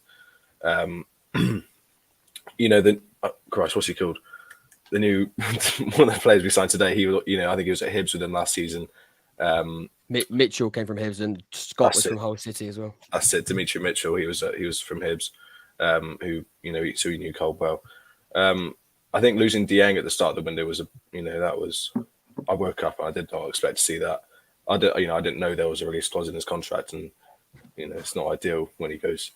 But clearly Gillingham have got a lot of money, more money than we do. So if you did it for money, then fair enough. But, it's not like we can. It's not like we can afford to pay players that much. But that's obvious. But no, I think Emerson from Bolton's a really good pickup. That's a brilliant deal. It's been really nice to actually see us go out. Because not to speak poorly of Matt Taylor, but whenever we had him, he was always just every transfer window was as if he was just complaining about the fact that he had no money and stuff. But it seems like Caldwell's got a lot of backing, and he's got a lot more experience with different players at different levels, in different leagues, in different countries. So the board have definitely given him a lot more faith to just go out and kind of do what he wants, and hopefully it'll work out. And we saw with Joe White, his first game, he was unbelievable. But no, generally very positive transfer window, I think. Are you confident with the players that have come in that you're going to stay in the league? I think we're all pretty confident in saying I think you will, but there's always that sort of worry when you bring those players in, and maybe now that real momentum when you first get promoted, the second half can slightly tail off. But what you have done, I think you've strengthened when the iron's hot. Is that enough to keep in the league now? I think definitely. I think if you asked me that at the start of January when we lost people like Diego and Matt J, I was not panicking, because I feel like we are, we're a lot better than the kind of worst teams in League One. But end of the transfer window now, I feel like we're definitely in a much stronger place to stay up. Even, the new player, Dimitri Mitchell, he came on at MK Dons. We won that 2-0. We probably, to be honest, we didn't deserve to win that game. They just, they were terrible at finishing that game, but MK Dons. But we took our chances. But no, Mitchell looked really bright. Joe White looked really bright. I'd say we've got a better squad end of the window than we did at the start, to be honest. I think that's probably the positive that comes in transfer windows. Always say, end the window stronger than you did at the start. You sort of reflect quite positively. Thanks, Harris. I think that's quite a good insight on Exeter there. Yeah, no worries, mate. Cheers. Can I before he goes, can I just, to quote the brilliant bootlegger, things are about to get spicy, because I'd like to add a Plymouth fan into the conversation, and we'll move him out the top corner so he's nowhere near the Exeter fan. I absolutely love that reaction. That was world class, and I can't wait for this. It's gonna be good fun. Archie's promised me that we won't be throwing hands, so none of that's going to be happening. Also, it transpires into the comments as well, because there's one team in Devon. Devon is red, Devon is green, and we're going to have a debate about it, but we'll see. Archie, tell us a little bit about your transfer window. Pepe was mentioning that he's been up there with one of the best in League One, and we were more than backing ourselves. Ipswich, we even spoke about Burton Albion and Fleetwood as having good windows. Take us right back to the beginning, because you had some interest in early business, and it's kind of tailed off and gone a little bit quiet. Tell us about it. Yeah, bang on. I mean, we sort of signed 5 in the space of a week, so we went out early. I think obviously partly of the sort of motivation was the Ipswich game. I think obviously one of the biggest games of our season. We sort of had to try and get players in, had to get a bit of squad depth, because we lost a few players to injury, to be fair, before the sort of start of the January transfer window. It's nice to see sort of new players coming in. I think we're investing in youth more. I said Tyreek Wright from Bradford, sort of a brilliant start of the season on loan there, and we managed to pick him up on a permanent from Villa. And as I think it's been mentioned by other clubs, I think you can really see the sort of intent that a lot of League One clubs are making this season by making permanent transfers rather than the loans. Because I mean, if you follow what we did, we're like free transfer FC or loan FC. That's what people call us all the time. But no, we've sort of gone out and spent quite a bit this transfer window. Like Ben Waine, I mean, that's a cracking signing. Beat Millwall, beat a host of Championship clubs to that one. And yeah, I think it's very positive. And I said it's been done early, but I think it's almost needed to be done early rather than leave it this late. And obviously, we've seen tonight there's a few undecided ones, which I'm sure we'll keep an eye out for. Is there anything imminent from your point of view? There's potentially one that I know of, which might happen, but I mean, I highly doubt it probably will happen now. We've got a name on that. Are we allowed to say who that could be? It's a defender, but I can't say the name. Oh, it's not from the League One side though, so don't worry. Oh, that's okay then. Wouldn't concern any of these things. Relief there that that's good news. Well, yes, I would say thank you to everyone who's still with us, and we've got sort of less than 45 minutes now to go until the curtailing of the transfer window. Aaron, we haven't actually had a proper comment from you, mate, thus far on Pompey's success in the last couple of days in terms of transfers. We're obviously delighted with the news today of 2 incomings. What have you made of those 2 coming in, and maybe a reflection on the transfer window as a whole? Oh, quite excited actually. So good appointments, and if he's signed for 250,000, that's a bargain bucket basement call that. But I think also as well, if we do actually sell him in a couple of years, I think there'd be sell-on clauses and paying the other club as well. But and even getting the young lad from Man United as well. Great prospects there as well. So I'm looking forward to seeing the team and everything. But it's all right signing these players, but they've got to gel with each other. They've actually got to learn and play with each other and communicate as well. I was listening to Brendan earlier on when I was walking the dog about Raggett. Fantastic player he's been for us, but he does need a break. He's virtually starting 11 every week. So sometimes you do need to get other players in just to give some of them a rest. So hopefully that will revive him as well, because I don't think his head can take any more knocks, because bashing everything every 5 minutes in every game. But it's quite good, and on social media as well, everyone's coming out with the new Paddy Lane songs and everything as well. So, but even looking at all the transfers for all the other teams as well, everyone's done really well, I think. Quite shocked and surprised that everyone's actually got, like the young lad from Plymouth said, actually signed players instead of just loans as well, which is a good advert for League One, and it's going to be a very interesting second half of the season. I think it's going to be more competitive as well now. Pepe, Dylan wants a word on doors, and that might be something that is got. I'm sorry, Jack, to bring the conversation. I know we've got loads of sets of League One fans, and I somehow managed to find our way back to Pompey. We will get back on to the rest of you boys in just a second. Might have gone under the radar a little bit. I know we didn't really cover it too much here on the channel, and it kind of came between. I think it was just before the Spurs game, wasn't it, that we signed Riley Towler? Yeah. But I mean, he's been solid. I know that first goal against Peterborough at the weekend is, it's a Towler Raggett tussle, really, isn't it, in terms of who's to blame for that one. What have you made of him so far in the couple of appearances he's made in a Pompey shirt? I thought he's fit in perfectly. I think he's looked solid, and John Messino did talk about his partnership with Raggett at the back, and the 3 games they've been together, along with Macy, they've kept 2 clean sheets in 3 games and conceded 2 goals. Those 2 goals have come against the league's top scorer. Sorry, so I think they've looked solid. It'd be interesting to see how Towler fits alongside Bernard or Bernard. I still don't know his name. How to say his name properly? It's like Erhan. I don't know how to say his name. But... I'm sure we'll find out. You told me earlier. Now you're doubting yourself. This is. No, I know how to say Erhan. I don't know how to say Bernard. Bernard or Bernard. I don't know. But everyone's calling it Bernard. Are they calling him Bernard? Are they? It just sounds better, Bernard. I'd just call him Dishon, mate. Big D. Or just call him Mustard. Just Mustard. Yeah, this is true. But yeah, Towler, I heard something from an AFC Wimbledon fan that when he does play, and he plays well when he's got game time. And that was sort of my worry when he did come in was how much game time would he get? And the limited game time he could have got, that could have affected his performances, because some people said when he's not playing regularly, he's quite a confidence player, and if he doesn't play, then he might get affected. But the start he's had, he's been absolutely amazing. He's been terrific, and he's definitely one for the future. And Pompey, in a couple of years, will be getting some money for him, because I think it was like 60 odd grand for him from Bristol City. Again, another absolute pull from Richard Hughes. So he's working his magic again, and long may it continue, personally, because if we're bringing in players like that, then we've got a really good future ahead of us. I don't know. So I was going to say as well, Jake, I've got to check with some breaking League One news. We're desperate to get a Cheltenham Town fan on, but Jake, you got some news on Cheltenham.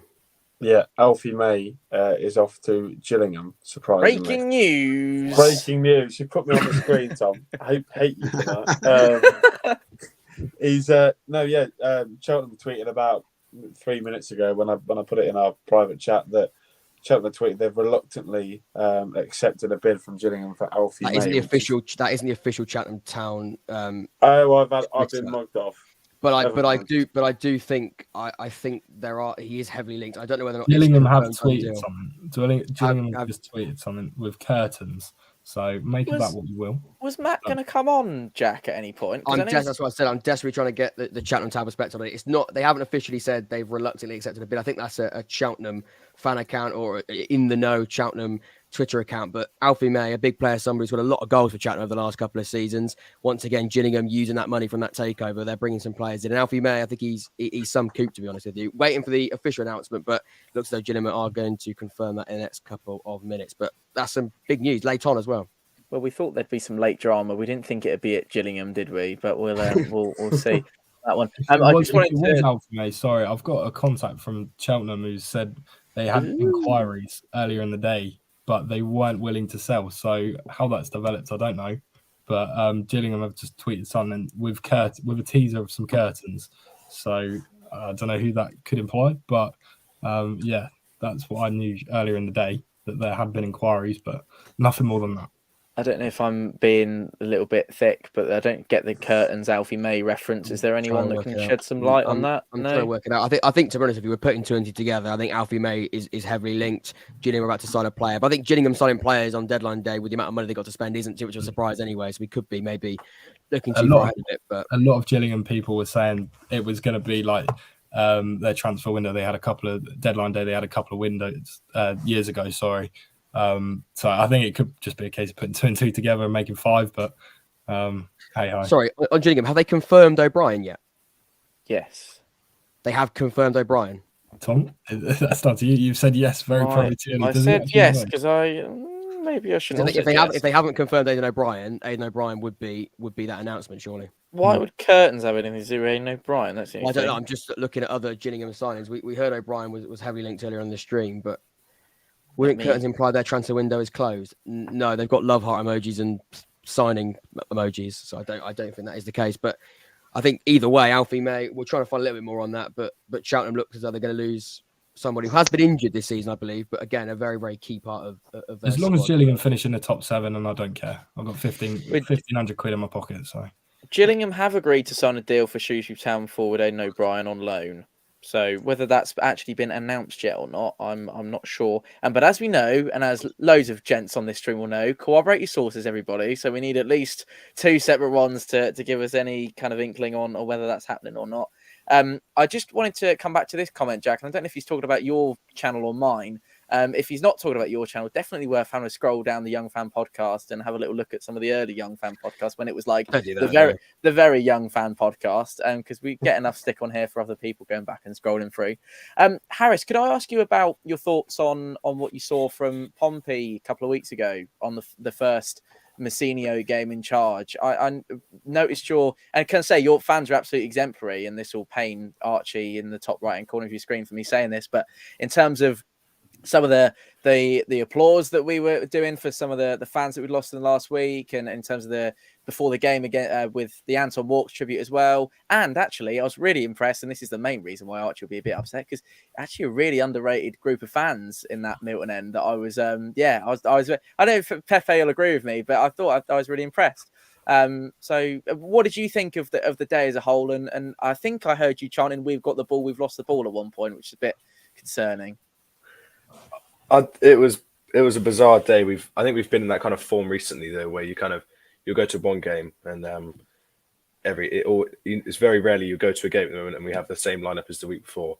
We're always trying to try something different out and play players where they wouldn't necessarily play. When you play Josh Keane in number 10 or as a left back, it's a bit, and then after the 90 minutes, you soon realise that he's not meant to play there. No, I think like in terms of talking about sets of fans, I think we're a fan base that's been through a lot, obviously, with owning the worst 20 years of owning the club through the Supporters Trust now, and also with things like when Stano died, with Jay and all that. I think we're just one of those fan bases that are quite accepting of different things and quite respectful.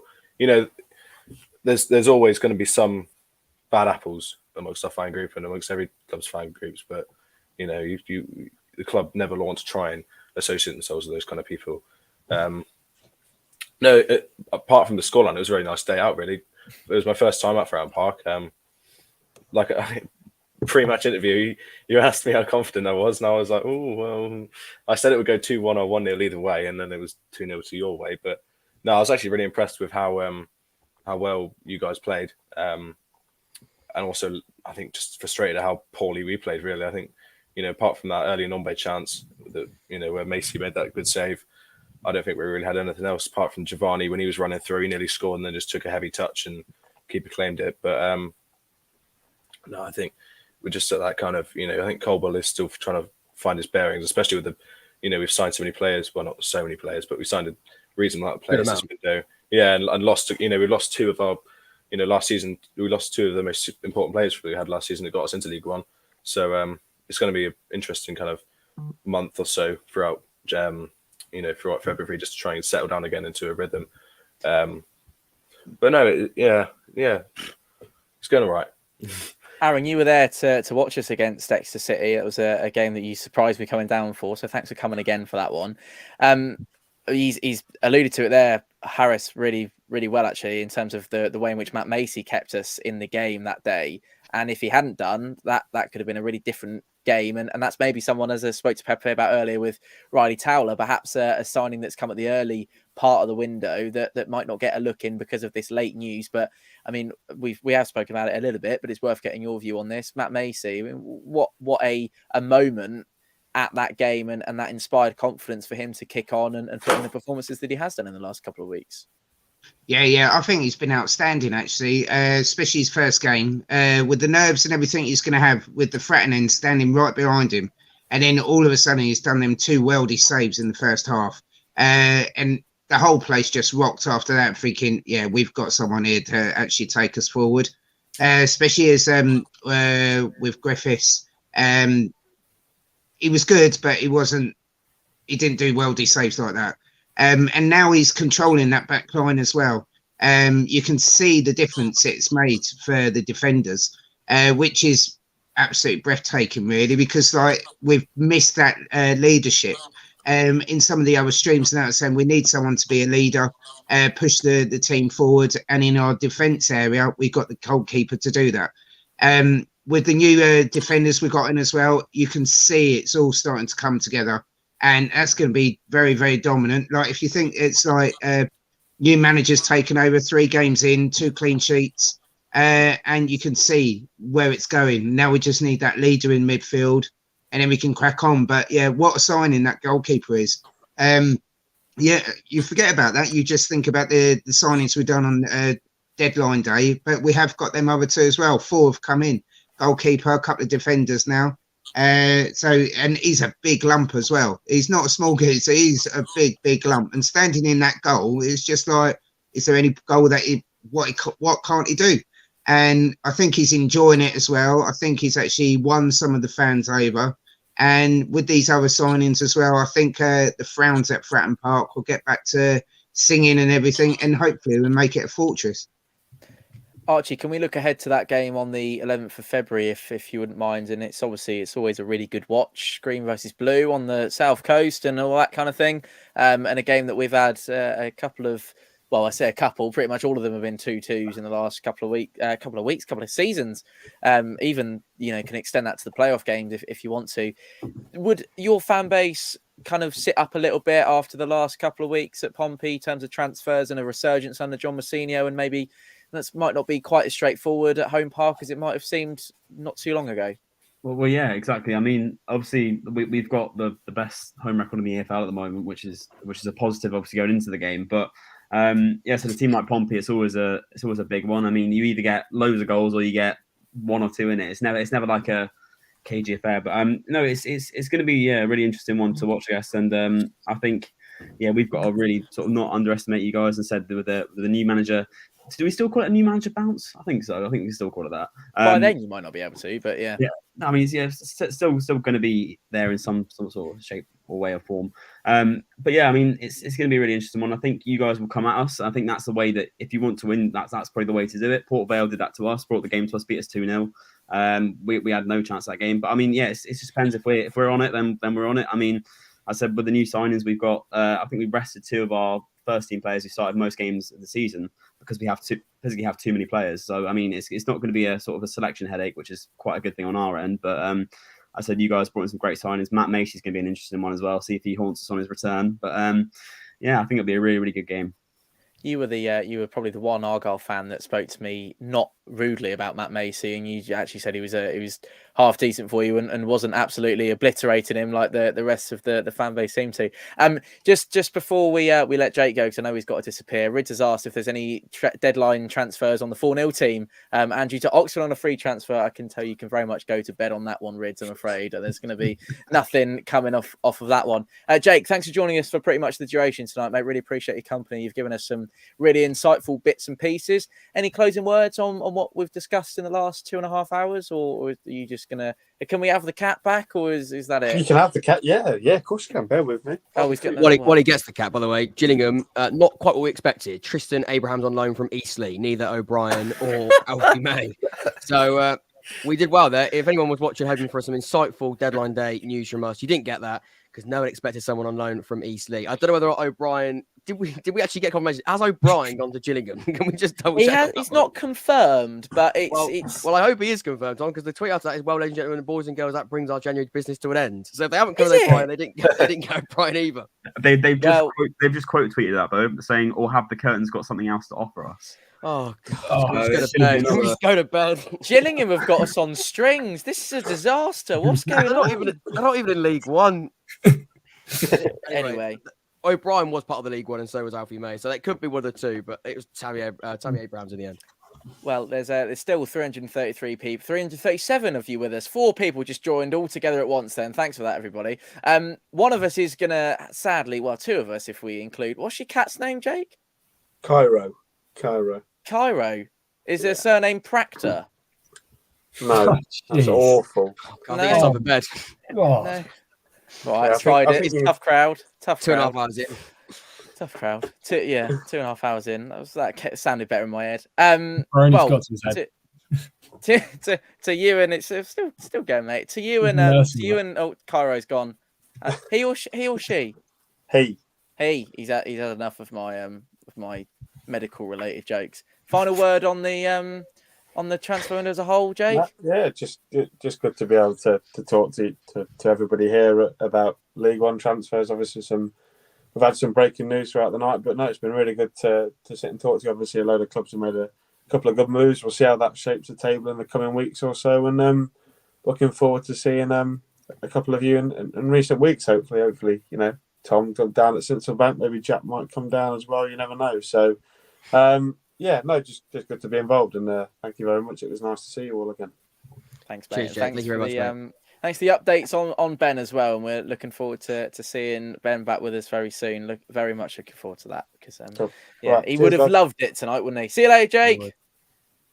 Take care. Right. Well, do we want to just clear up this Gillingham stuff then? Have we had anything else? We haven't yet. Or the curtain's got something else to offer us, is the quote tweet from Gillingham. Tommy said Griffin isn't going to be with us in the end, so I think we'll quickly touch on Ipswich because Griffin, he's let us down. Thankfully, he's not coming on to everyone's benefit. He won't be with us. But I thought we would touch on their transfer business anyway, just to quickly sort of round up on Ipswich because we were going to get a bit of insight from Griffin. I wouldn't call it insight, mate. He'd talk about it. He probably wouldn't provide much insight. It's a little nervous laugh from Jack there. Nervous laugh. It's late. Leongo, Middlesbrough on a free transfer. Broadhead, that's a really good deal. By the way, Ipswich, we should say as well, they have spent some serious money in this window. They spent some serious money. Broadhead joined, I believe, £1.25 million from Everton. Really successful loan spell to Sunderland from Everton last season. Clark has rejoined Ipswich after he was there previously as a youngster. That's a permanent deal from Arsenal. And George Hurst, I want to quickly touch on George Hurst because I know that's going to cause a little bit of conversation in the Pompey fan base. Of course, was there last season on loan from Leicester City. George Hurst was somebody that was linked with Ipswich, I believe, in the summer. Once again linked with actually Pompey in the summer as well. A striker in the end, I think, went to, was it Wigan or Wigan or Blackburn? Blackburn. I know he was in the Championship. Didn't really work out there. Didn't really ever get a real go. Can we get a bit of George Hurst update? I think generally the signings have been very, very good and it's clearly ambitious. A lot of money there. We can. Can I just say that was very much me joking about Ipswich and Alex's insight. I'm sure he could be much more helpful than any of us would on Ipswich. And I got sent a video that I made on TikTok with Alex about a year and a half ago. I was shown it when we were away at Fleetwood. Yeah, Aaron's face says it all. You really don't want to go and watch that. So I'd try and avoid anyone seeing that at any point. George Hurst news. Yeah. I mean, I'm quite publicly have said that he's been one of our best strikers that we've had at the football club in quite a few years. He's probably one of the signings for me that kind of really got you off your seat and kind of, just one of those where you don't know what to expect from George Hurst and the ball just seems to stick to his foot so well. My only thing would be is that it took him probably 6 months into his Pompey career to really get motoring and start scoring the goals that we needed him to. So if it takes him that long at Ipswich, then we'll see. We're going to come to Pepe, and Chloe's joined us as well. Pepe, I don't know if you spotted that in the chat. So hello, Chloe. Thank you for being with us. It's taken her 2.5 hours, but she's here, so that's the main thing. George Hurst, Pepe, thoughts? I completely agree with what you just said there. It took him 6 months. He scored 1 goal really in that 6 months. Didn't really get firing. There was talk of him going back in January. He was one of the ones that was tipped to go back, and then I believe it was Crystal Palace. He scored that last-minute winner, and that sort of just changed. You look at it now, that sort of changed his career as a whole. If he didn't get that goal against Crystal Palace in the Papa John's Trophy in the 90th minute, he would have probably left Pompey that January and he would have gone back to Leicester, and that would have been Rotherham as well. He had a failed loan spell there. He didn't really get off the mark at Sheffield Wednesday, so that sort of really do they very much. No, that really changed his career, and he then was able to finished Pompey's top goal scorer last season. So he really came on leaps and bounds, and he was one of those strikers that I really wanted to stay in the summer. But when they brought in Colby Bishop, you then think he can't really work alongside Bishop. But yeah, I completely agree. If it takes him that long to warm up, he'd never really kick-started his career at Blackburn, then that was brought to an end. And then he's gone to Ipswich, and you then wonder, will the same happen to him again? Or was he just lucky that Danny Cowley really gave him trust, and he's a confidence player. And if he doesn't have the confidence, he won't turn up. But when he did have the confidence, we really saw the best in what he does have. Aaron, George Hurst? Yeah, just the same as both of you said. Since the Crystal Palace game, that was it. That made him the player that we all saw and we all knew he was. But then it's just the confidence. If he hasn't got the confidence, he doesn't perform. It's a shame, really. I would have loved him back at Portsmouth, but it's the same scenario as like when we had Ben Thompson. He was absolutely fantastic in midfield, and then he went, and then we've been trying to get him back. It's like, I think once you've had a player and they've gone back, just move on. Don't try and get him back from the past and everything. Just move on, get someone else in. I think that's what they did with Colby Bishop. He's a fantastic player in his day, but it just takes too long to get him where he was at the end of his loan spell. But yeah, quality player, but just too long to actually warm up. Yeah.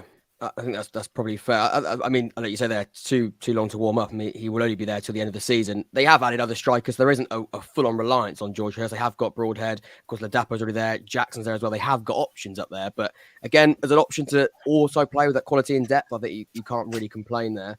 Really quickly as well, just finishing off, and this will be a really brief conversation. You'll see why Sheffield Wednesday only signing one player during this window, Flint from Stoke City, a loan transfer. I think he's out of contract in the summer. He's been there before, I believe. He's 33 years of age, somebody which will bring experience. I know there's an injury to Hennigan. I know McGuinness went back to Cardiff City. He did really well on loan in the first half of the season.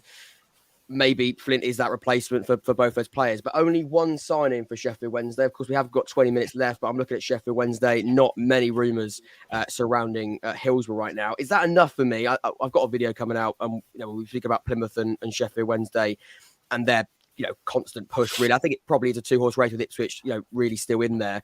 But I think those two now are sort of going head to head. Is that enough? I mean, I want to actually go to the Plymouth fan because I think this is really interesting. I want to ask you actually, because you, of course, are in a bit of a battle with Sheffield Wednesday. Do you think that's enough? One signing through the door. I think we spoke about with you a brilliant example. This is a side that need to be adding quality when they're on top. Have they done that? I don't know. Well, yeah, that's the thing. I mean, they obviously brought in quite a few players in the summer, which showed their intent to start the season. But I mean, obviously, yeah, losing McGuinness. I mean, he arguably their best defensive player by a long shot, I'd say. I think us Plymouth fans looking sort of from the outside in, we're worried for the game. That when we're playing them, and we're sort of worried, and they're always going to be on our shoulders. I don't think they're ever going to sort of drop off, and even like a late charge, possibly from Derby and possibly from. As I said, from Ipswich as well. So it's going to be a sort of I think rather than just us two breaking away and having a battle, I think it might still be a four horse race really. With Derby in there as well. Yeah, I think Derby might have a chance. I don't know if they've still got their games in hand or not. I'm not too sure. Yeah, Derby. Yeah, they got a couple, I think. So it's going to be really, really interesting. Obviously, they're on an incredible run of unbeaten string games. So we'll wait and see. And obviously, I think in regards to Wednesday not signing any more players, I think. I don't know. I think I'm a bit. I don't really have too much of an opinion on it, but I think if they haven't got McGuinness now, it's obviously going to sort of benefit us a little bit. So I think just if I could just jump in there to go from the green side of Devon to the red side, everyone's favourite Exeter fan is going to be leaving us. Can I just ask one more thing before you go, if you don't mind, Harris? We were talking there about bringing it back to Pompey always. I do apologise about that, but that won't be the final 15 minutes of the stream that we will talk about Pompey. The one thing that has come out of all the news about Paddy Lane that we probably weren't expecting to hear was that fee of 250k plus add-ons. How much would you have expected? I think you're in the clear with it now. And I've just seen that there's a comment about a Gillingham new teaser, so we'll get on that in just a moment. My co-host is currently going to be investigating that as we speak. Your thoughts on how much Pompey would have needed to pay as a buyout clause, whatever fee, whatever you want to call it, for Giovanni Brown, given that he's got that length of contract left on him to take him through to the summer with you boys? So that's what's interesting. I was watching the stream earlier when you were saying how, Portsmouth kind of have a habit of, they try and sign a player once, and if it's a bit too high, they're not ones to kind of stretch out and buy, spend lots of money. But I think, we're also a kind of club, just the way that we've ran with, the fact that we don't have any kind of heavy investment. you know, we always want to try and get as much as we can. And I think whether that means, you know, turning down what could have been a good amount of money, but that's the trouble is now whether he goes for a free transfer in the summer. But I think where we are, and you know, at the season at the moment, you know, Giovanni's been such a crucial player. I think it's, you know, in the long run, it is probably worth keeping him on just for another 6 months. Sorry, quickly, Harris. Is there confidence with a contract extension on Brown? Do you know, is that likely? I mean, he likes the club quite heavily. I think we know that. Yeah. But do you reckon he will? Deep down, I don't imagine you might have inside knowledge, but from your just general instinct, do you reckon he will sign a new deal? I mean, I've heard murmurs kind of from the inside, but I think it's still kind of up in the air at the moment. I feel like if there was any player that was kind of most attached to the club, bar kind of academy players, you know, I think out of all the players we bought from other clubs or signed from other clubs, Giovanni's probably the one that kind of understands the way the club is. You know, every week he talks about the fans and how much he enjoys playing here. Last season, you know, that was, you know, it was a career highlight for him. But that's the dream scenario would be to, you know, have him sign a 1-year contract now, keep him through the summer, even, or at least give us another transfer window. Even if he goes at the end of the summer, we'll at least have another transfer window to strengthen, you know, because you know, realistically at that point it'll be a transfer that we're kind of expecting. You know, I can see him going somewhere in the Championship. I think he's probably one of the best players in League One. He's unbelievable. In terms of the transfer fee, you know, who was it? Was it you, Jack, who mentioned something about 500k? But yeah, they were sort of lingering in the chat. I think 500,000. But I mean, of course, top quality player doing really well for Exeter. Part of that sort of trio, Stansfield, Nombe. I think losing him is quite a key element gone. 500k for a player with 6 months left on his contract, though. Yeah, it's a lot, isn't it? It is a lot. But you know, like I was saying, we're even with Matt Taylor and Gary. You know, that's just part of the way we're run. Is we're never gonna, when we know how valuable a player is to us, we're never going to talk about, or we're never going to discuss, you know, selling a player cheap if they've got 6 months left on the contract, just because, you know, we always have to try and maximise things at a club like Exeter. That could actually come back and bite you as well, because if he doesn't sign a new contract and then he leaves in the summer on a free, then you've lost out big time on the money and everything. He might be actually thinking, well, I love the fans, I love the club and everything. I'm going to give it till summer and then see what they say, negotiation. And then all of a sudden he's off for a free and he could be signing for a Championship. So it could actually come back and bite you to say, well, we should have sold him to Portsmouth at the time. Yeah, I think part of it as well. It was quite late on as well. So, you know, I didn't really hear too much Giovanni Brown to Portsmouth until this morning. If you look at, I mean, I'm sure, because Giovanni Brown is definitely someone that's on the radar of a lot of clubs because of his ability. But you look at £500,000, if it is that figure, how long have they got to spend that money? I mean, it came in this morning, for example, when that was really, really quite clear that there was some interest. How long have they got with £500,000 to spend? I think we never rush into kind of signing players. We didn't rush into getting a manager. We were managerless for almost a month, I think, before we replaced Caldwell. I like that fact, really, that we tend to kind of let it we do a lot of scouting and kind of researching, and then we'll go after a player. So I realistically, if the bid came in kind of halfway through January, I'd have been a bit more kind of open to the idea of him leaving, because we'd have another 2 weeks to kind of find a replacement. But when it's the morning of the transfer deadline day, it's a bit, no thanks. It's a late one. Anyway, Harris, thank you so much, mate. I think we've got a really good insight there with Exeter, and you've kept on to Giovanni Brown, so a happy and a good end to your window, you'd say, and some really good additions. Very as well. good. Cheers, Harris.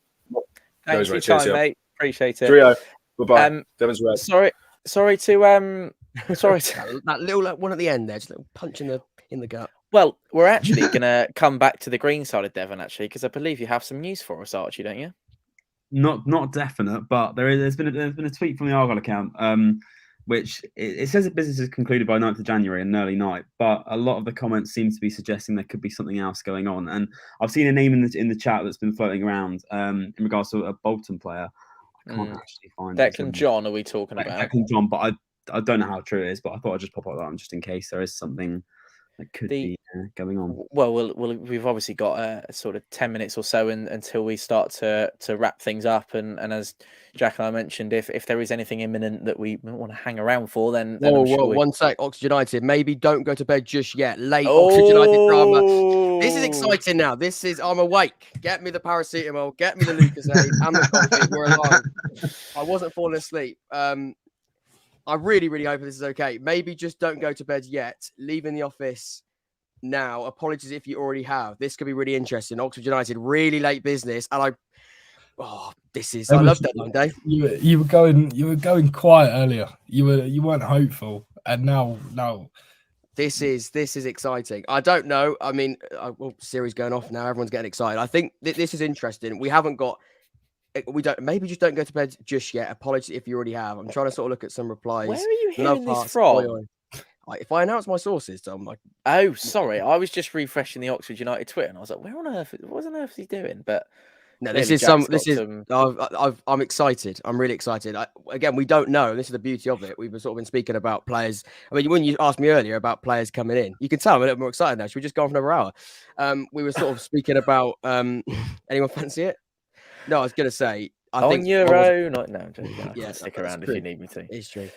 I was going to say, I don't think we were very confident early on about a player coming in, so we have no idea. I couldn't give you a name. Harvey White was the only other one we heard, and that he's gone to Derby, so it's not going to be him. Can I just say something that is confirmed is, and I'm sorry to kind of say I told you so, but I did tell you so. Aidan O'Brien has now been confirmed to Gillingham, so I'm glad that I trusted what I saw on that one. So yes, last 10 minutes of the window. That's good news. And yeah, before we get back to Jack, and he's going to gather his thoughts and text his mate, who's obviously got him all excited. Morgan Whittaker was another name that was mentioned, Archie, and I know we might have touched on it earlier on. If we could, just obviously disappointed, of course, and he absolutely tore it up. And a little bit of a concern that maybe a third of your goals has completely disappeared from this Argyle side, or do you feel like you've strengthened enough to counterbalance that? I think it's definitely a worry. I mean, the fact of the matter is how settled he was down here. I mean, I think it was mentioned in the chat as well. I think our squad togetherness is sort of the best it's ever been in the past couple of years, and I think it's a really, really strong team. And I think he was settling in down here. He had a few sort of poorish seasons. I think it's Derby County, Lincoln. He wasn't really performing, and I think this was a season where it was like sort of a make or break type of thing. Sort of do your thing, go back and whatever. And obviously their manager wasn't too keen on recalling him, but the owners seem to see him as an asset, and obviously they've not really utilised him as an asset. They're trying to sort of include him in the squad now. So yeah, it's a really interesting situation. But I feel like we've shown with our performances as of late that Whittaker, yeah, he is a loss, but we have players to fill his boots. Like Ballymumba seems to be from right wing back seems to be creeping up with the contributions as well. So yeah, I think the signings we made, Tyreek Wright, and a few other sort of the young ones that are coming through. It's really exciting. And there's nothing in the last couple of minutes to suggest that we'll have anything Argyle related. No, it's a shake of the head. I think so. No. Shake of the head. Jack's a little bit interested in what's going on at Oxford United, so we'll bring in Matt, who's a Cheltenham fan, who's joining us at a late hour. Matt, thanks so much for your company, mate. Really appreciate it, and I realise that it's now 7 minutes to 11 on a Tuesday night, so really appreciate you sparing some time for us. What have you made of everything going on down at Cheltenham? And we were a little bit concerned about a certain Alfie May a moment ago. Can you shed us any light on that one? Yeah, a bit of a scare. We were told this morning that there had been several bids for him, but he wasn't going to be leaving. But there's always still that bit of hesitancy, I suppose, when you saw that Gillingham was set to bring in two forwards. It kind of makes you a bit more nervy. But yeah, it turned out to be true, and of course O'Brien goes in for them. So happy days. We keep on to him, and they'll be vital to hopefully keep us up. On a broader scale, business for us, I think it's been decent on the whole. I think we've brought in what we needed to bring in. Up until a couple of days ago, before we signed Keener from Sligo Rovers, I think it had been a bit of an iffy window because we'd only brought in two players. But I think, also with the signing today and the signing of Keener, I think we have got in what we need, and hopefully we'll be able to push on and hopefully start to pick up some points, because it's been a bit of a rocky patch of form of late. Admittedly, we have played some very good sides, but we're not in the greatest place. But hopefully these signings will, I guess, put us in good stead going forward.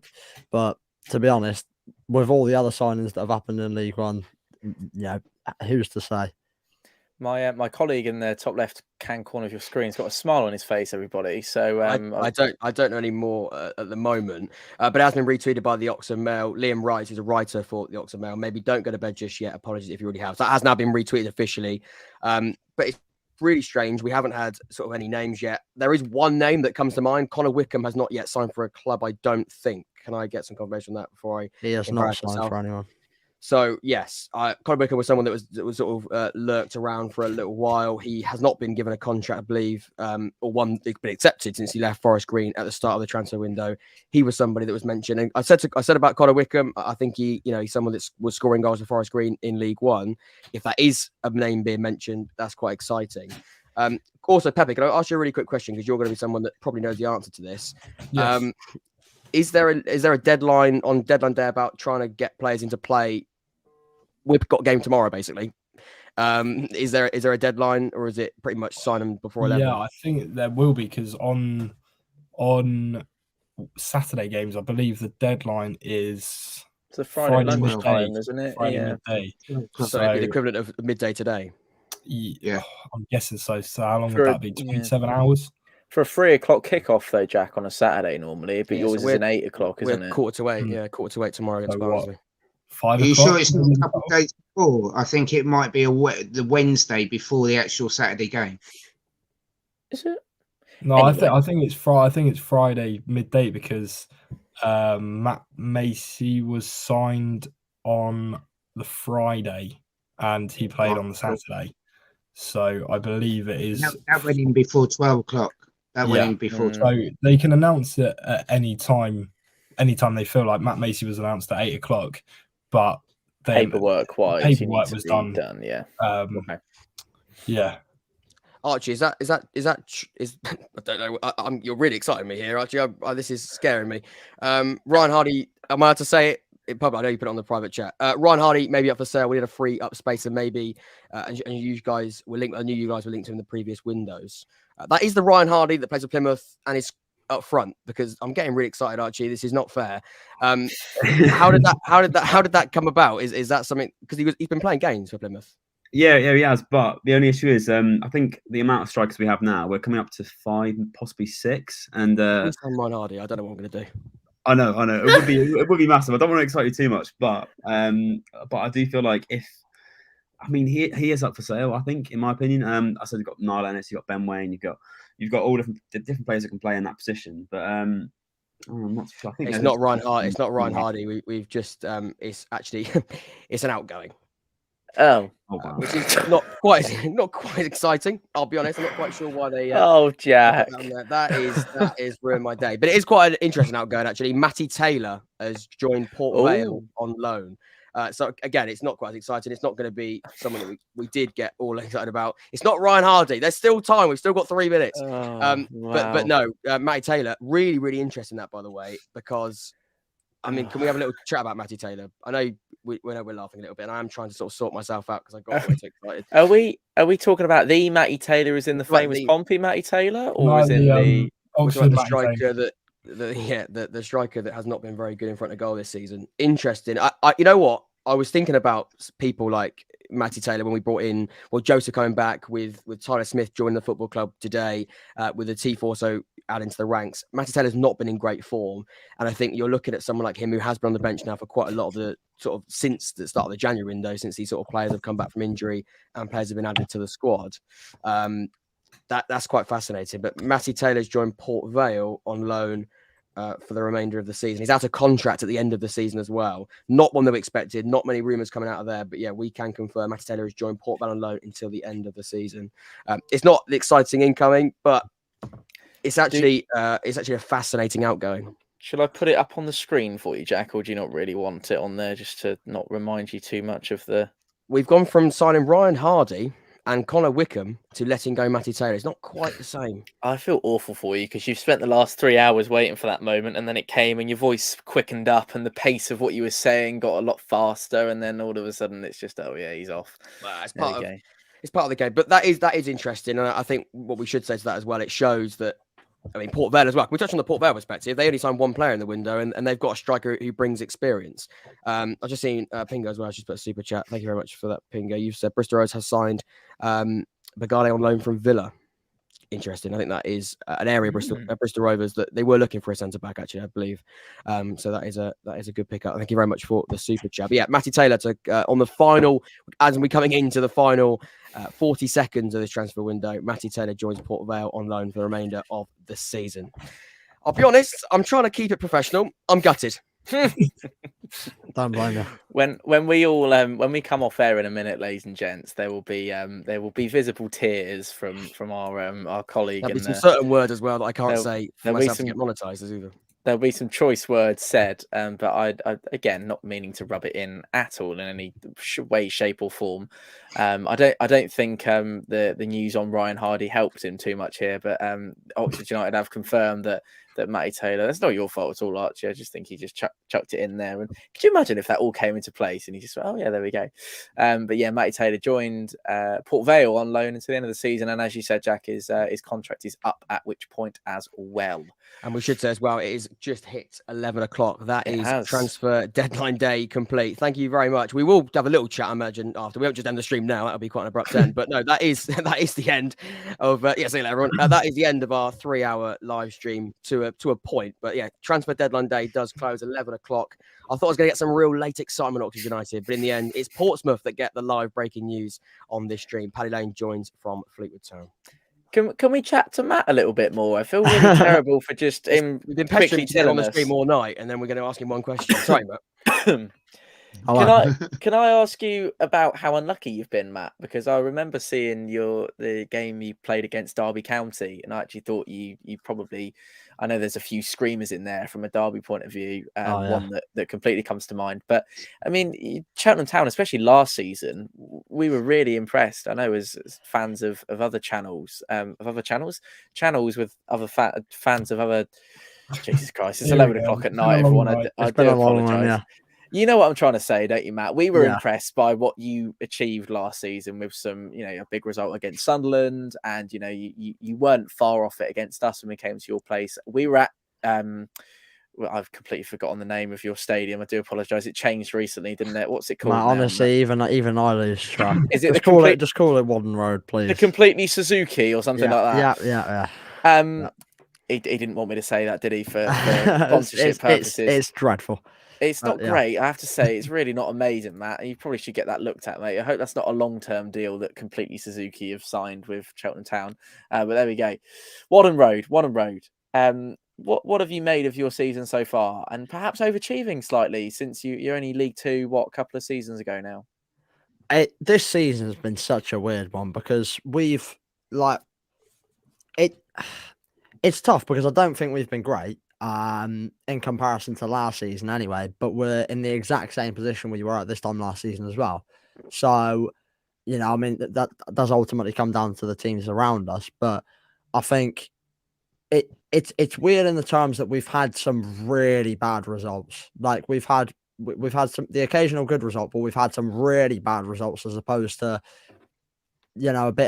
a bit of say inconsistency. I think it seems to be a run of bad results and then a run of good results. I think I mean I've got to mention it. The loss against Ipswich in the first round of the FA Cup comes to mind when I talk about bad results. It's been a tough season so far because I think Wade Elliott, of course, never really had any top managerial experience. Comes into the job and has been had a I guess a big weight put on his shoulders to come in off the back of having Michael Duff, who probably is, I would argue, one of, if not our best ever manager. So there was a lot of pressure on him, and I think it told with a lot of these results. 1-0 losses away at Accrington Stanley and Burton, poor performances, the loss against Ipswich. Bless you. But then, thank you. But then, we have had these performances of late against the likes of Derby where we have been a bit unlucky, like you're saying. I think that Max Bird goal, you can't do anything about it. It was an absolute wonder goal. Best strike I've seen at Wadden Road in a long time. But it's just, we seem to just not be quite we seem to just not quite get the rub of the green, if you like. And I think ultimately it does come down to the fact that we struggle to be clinical with our strong chances. And I think hopefully with these new signings that'll help. But it's just the old thing. I mean, even when we lost 4-2 to Plymouth away, I thought we deserved something from the game. When we lost 1-0 to Plymouth at home, we deserved something from the game. Even 0-0 against Port Vale on Saturday. I mean, you could almost say we were robbed. I think over the course of the game we weren't robbed, but we should have had a penalty in the 89th minute when Ryan Broom was absolutely clattered in the back by one of their defenders and the ref gave nothing. But I've seen my fair share of bad League One refs this season, and I'm sure you did the other weekend, Tom, as well. We did. But yeah, we're just not getting that bit of luck and that bit of that just one passage of play that goes our way, which changes the result, and hopefully, that will ultimately start falling in our direction. But it's just let's hope we see more of that for you, because I like Cheltenham, mate. It's a nice little play, lovely little place, very very posh around there. I just wanted to get to a few of these. Bless you, Jack. Nappers, but I don't know what's going on around here. Everyone's catching it. When you sneeze and it's what's the word? Contagious, and you catch it. Yeah. Anyway. I don't know, 11:05. Welcome, everybody. Thanks for still being with us. Ben's been watching in bed, which is really great to see. So I hope he's been enjoying the conversation. And as we said earlier, I'm sure he'd absolutely love to come on and join us. I know Aaron's got a lot of love for Ben as well as the rest of us do on the stream. There was another one. Andy Laidlaw said, excellent stuff, lads. Watched all 3 hours. Andy, you're an absolute legend, mate. There've been moments. Well, I was going to say there've been moments where I'm sure I wasn't going to make it through for 3 hours. So I'm impressed that you have, Andy. So thanks very much for your company for that. And there was one more as well that's from Mark. He said, great chat tonight, fellas. Way better than other commercial bits and pieces. And, that's high praise, isn't it? Jack, are you wanting to add any more? I just wanted to get to Aaron on one thing and then maybe just wrap up with a final goodbye from everyone, or is there more to chat about? One last thing. MK Dons have signed Anthony Stewart on loan for Aberdeen. Just seen Archie tell us that. So he was their club captain, I believe, at Aberdeen, but sort of wasn't really someone in favour there. He didn't really sort of set the world alight. He joined from Wickham, I believe, in the summer. So yeah, he wasn't setting the world alight in Scotland. He's joined on loan to MK Dons. So to be fair, you can look at really him in League One. He did really well, I thought, for Wickham. I think he was a strong defender, scored a pretty horrendous goal against Oxford United in the final. So yeah, he's someone that I do rate, but also understand. I think he will add something to this MK Dons side, who are needing to sort of shore up defensively. I think he will add that. Just two more bits from me as well. One of them is that Stoke have beaten the deadline to sign Manchester United defender Axel Tuanzebe, and I'm very envious of any Stoke fan, because you'll now get to go Tuanzebe, which I've always wanted to do. So there's that. You don't know. No, I know. I might have to go to a few games at the Bet365 now, because that was he's quality, and there'll be he won't be watching, but there's a certain Smithy boy out there who will absolutely love the fact that Tuanzebe is now at Stoke, because he'll be even closer to go and see him. And then the one final thing is that John Joe Shelby is an 11 o'clock confirmation from Nottingham Forest. I know it's not League One, but it's just an interesting one. That I thought we'd mention. Other than that, gents, Aaron, is there anything else that you wanted to add? I've just noticed your lanyard, by the way, mate. Sorry that's taken me so long to spot, but it's my work one, so don't still show in us your uniform, work thing, but like it. No. Still be more signings, as long as the clubs are actually going to be signing players. As long as they got their paperwork in just before 11 o'clock. There will still be to EFL and EFA to get countersigned. They can still sign players sometime tomorrow as well. So some clubs will actually get signings tomorrow as well. Everyone thinks that finishes at 11, but as long as they get that paperwork in, they will be signing players. And we've got Paddy Lane. We have. Well, it just think about it. It's a successful window from a Pompey point of view, isn't it? It's good to see. So Deshaun Bernard, Riley Towler, Matt Macy, and of course Paddy Lane. And as Pepe was saying earlier, Michael Morrison, Josh Cromer, Josh Griffiths all going the other way. Good night to Napper's mum. Late transfer. Talent adopted to the Chapel household. Was reported Andrew really wanted the deal to happen. There we go. There was a Dylan. You know that can happen anytime, mate. We don't need papers to be transferred for that. That's very much a free market thing. Jake said lasted 3 hours, but disappointed we didn't see your dad. Yeah, me too. He was he's getting on a little bit now, bless him. So he does need his beauty sleep. But you will see him in the Barnsley video on Saturday. Big shout out to Sean North. I absolutely love that bloke. I know you do as well, Pepe. I'm not sure if you've got any particular love for him, but I just think he's Sean North. He's just Sean North. He's just a legend. And that is a pretty. And Cam said great streams. Appreciate that. And Frenchie said well done, lads. I don't think so. There's anything else. Is there, Jack? Did you want to? One last self-promotion. I say self-promotion, but it's on my channel as well. But we're going live Thursday as well, myself and Tom. We are going to be doing our reflection on the month of January. We normally do a pre-recorded one. It's going to be live exclusively. This one, I believe, on my channel. We'll have a discussion on that, but I think it probably will be. Either way, that will be live and that'll be sort of really interactive show. We normally sort of do them based on the same type of categories, but it's going to be exclusive, interactive, and I'm going to use the word exciting. So hopefully we can see you there on Thursday at 7 p.m. Don't worry, it's not 3 hours. I want to sort of make that clear. I was about to say, I cannot believe you just plugged more of us after 3 hours, Jay. That's absolutely mental. If 3 hours isn't enough, you've got another hour on Thursday. So you'll be 4 hours in 1 week. Absolutely, yes. And Chloe's off as well, Pepe. I'm sure she was impressed by your contributions tonight. So I'm signing a 50-year deal with the Portsmouth News. He is. Well, I mean, we take that, don't we? Neil Allen did that about 50 years ago, didn't he? Or however long ago it was. I actually got my apprenticeship turned into my actual full-time job now. So today. So if that's a way to end the stream, I feel like we've really, really ended on a high there. Yes. Absolutely. Thanks to Hannah, who said, Tom, you're the best. You'll receive a bank transfer for that immediately after that comment, Hannah. Much appreciated. That's about it from us for now. Thank you to Ian, who said, very good deadline day stream. Been here since the start also. If you have been here since the start, very much appreciated. I wish people, I can now say to people that were taking the piss out of me laughing and the giggling and all the hints that I knew something. No. Unless, as Aaron quite rightly said, that there was they might have, we never know.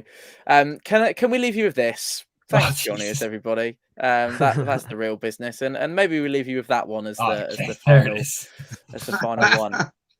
Jack, any closing words, mate? Thank you very much to all of our guests who've been on throughout the night. We've been really lucky to have such an amazing running order, by the way. Especially Matt, by the way. Yes, exactly. I was texting Matt about an hour before the finish, and we've got him on. I'm glad we got that. And Alfie May isn't going anywhere, so we can sort of have a positive there as well. Pepe, Archie, everyone that's been here, Aaron as well, the ones that have just finished him. But everyone that's been involved, thank you so much. We've had a really, really good time. And thankfully, there were things to talk about. For 3 hours and 10 minutes, we've made it all the way through. Thank you so much. Do leave a like and subscribe. And enjoy the rest of, it's pretty much now Wednesday, isn't it? Happy Wednesday, everybody.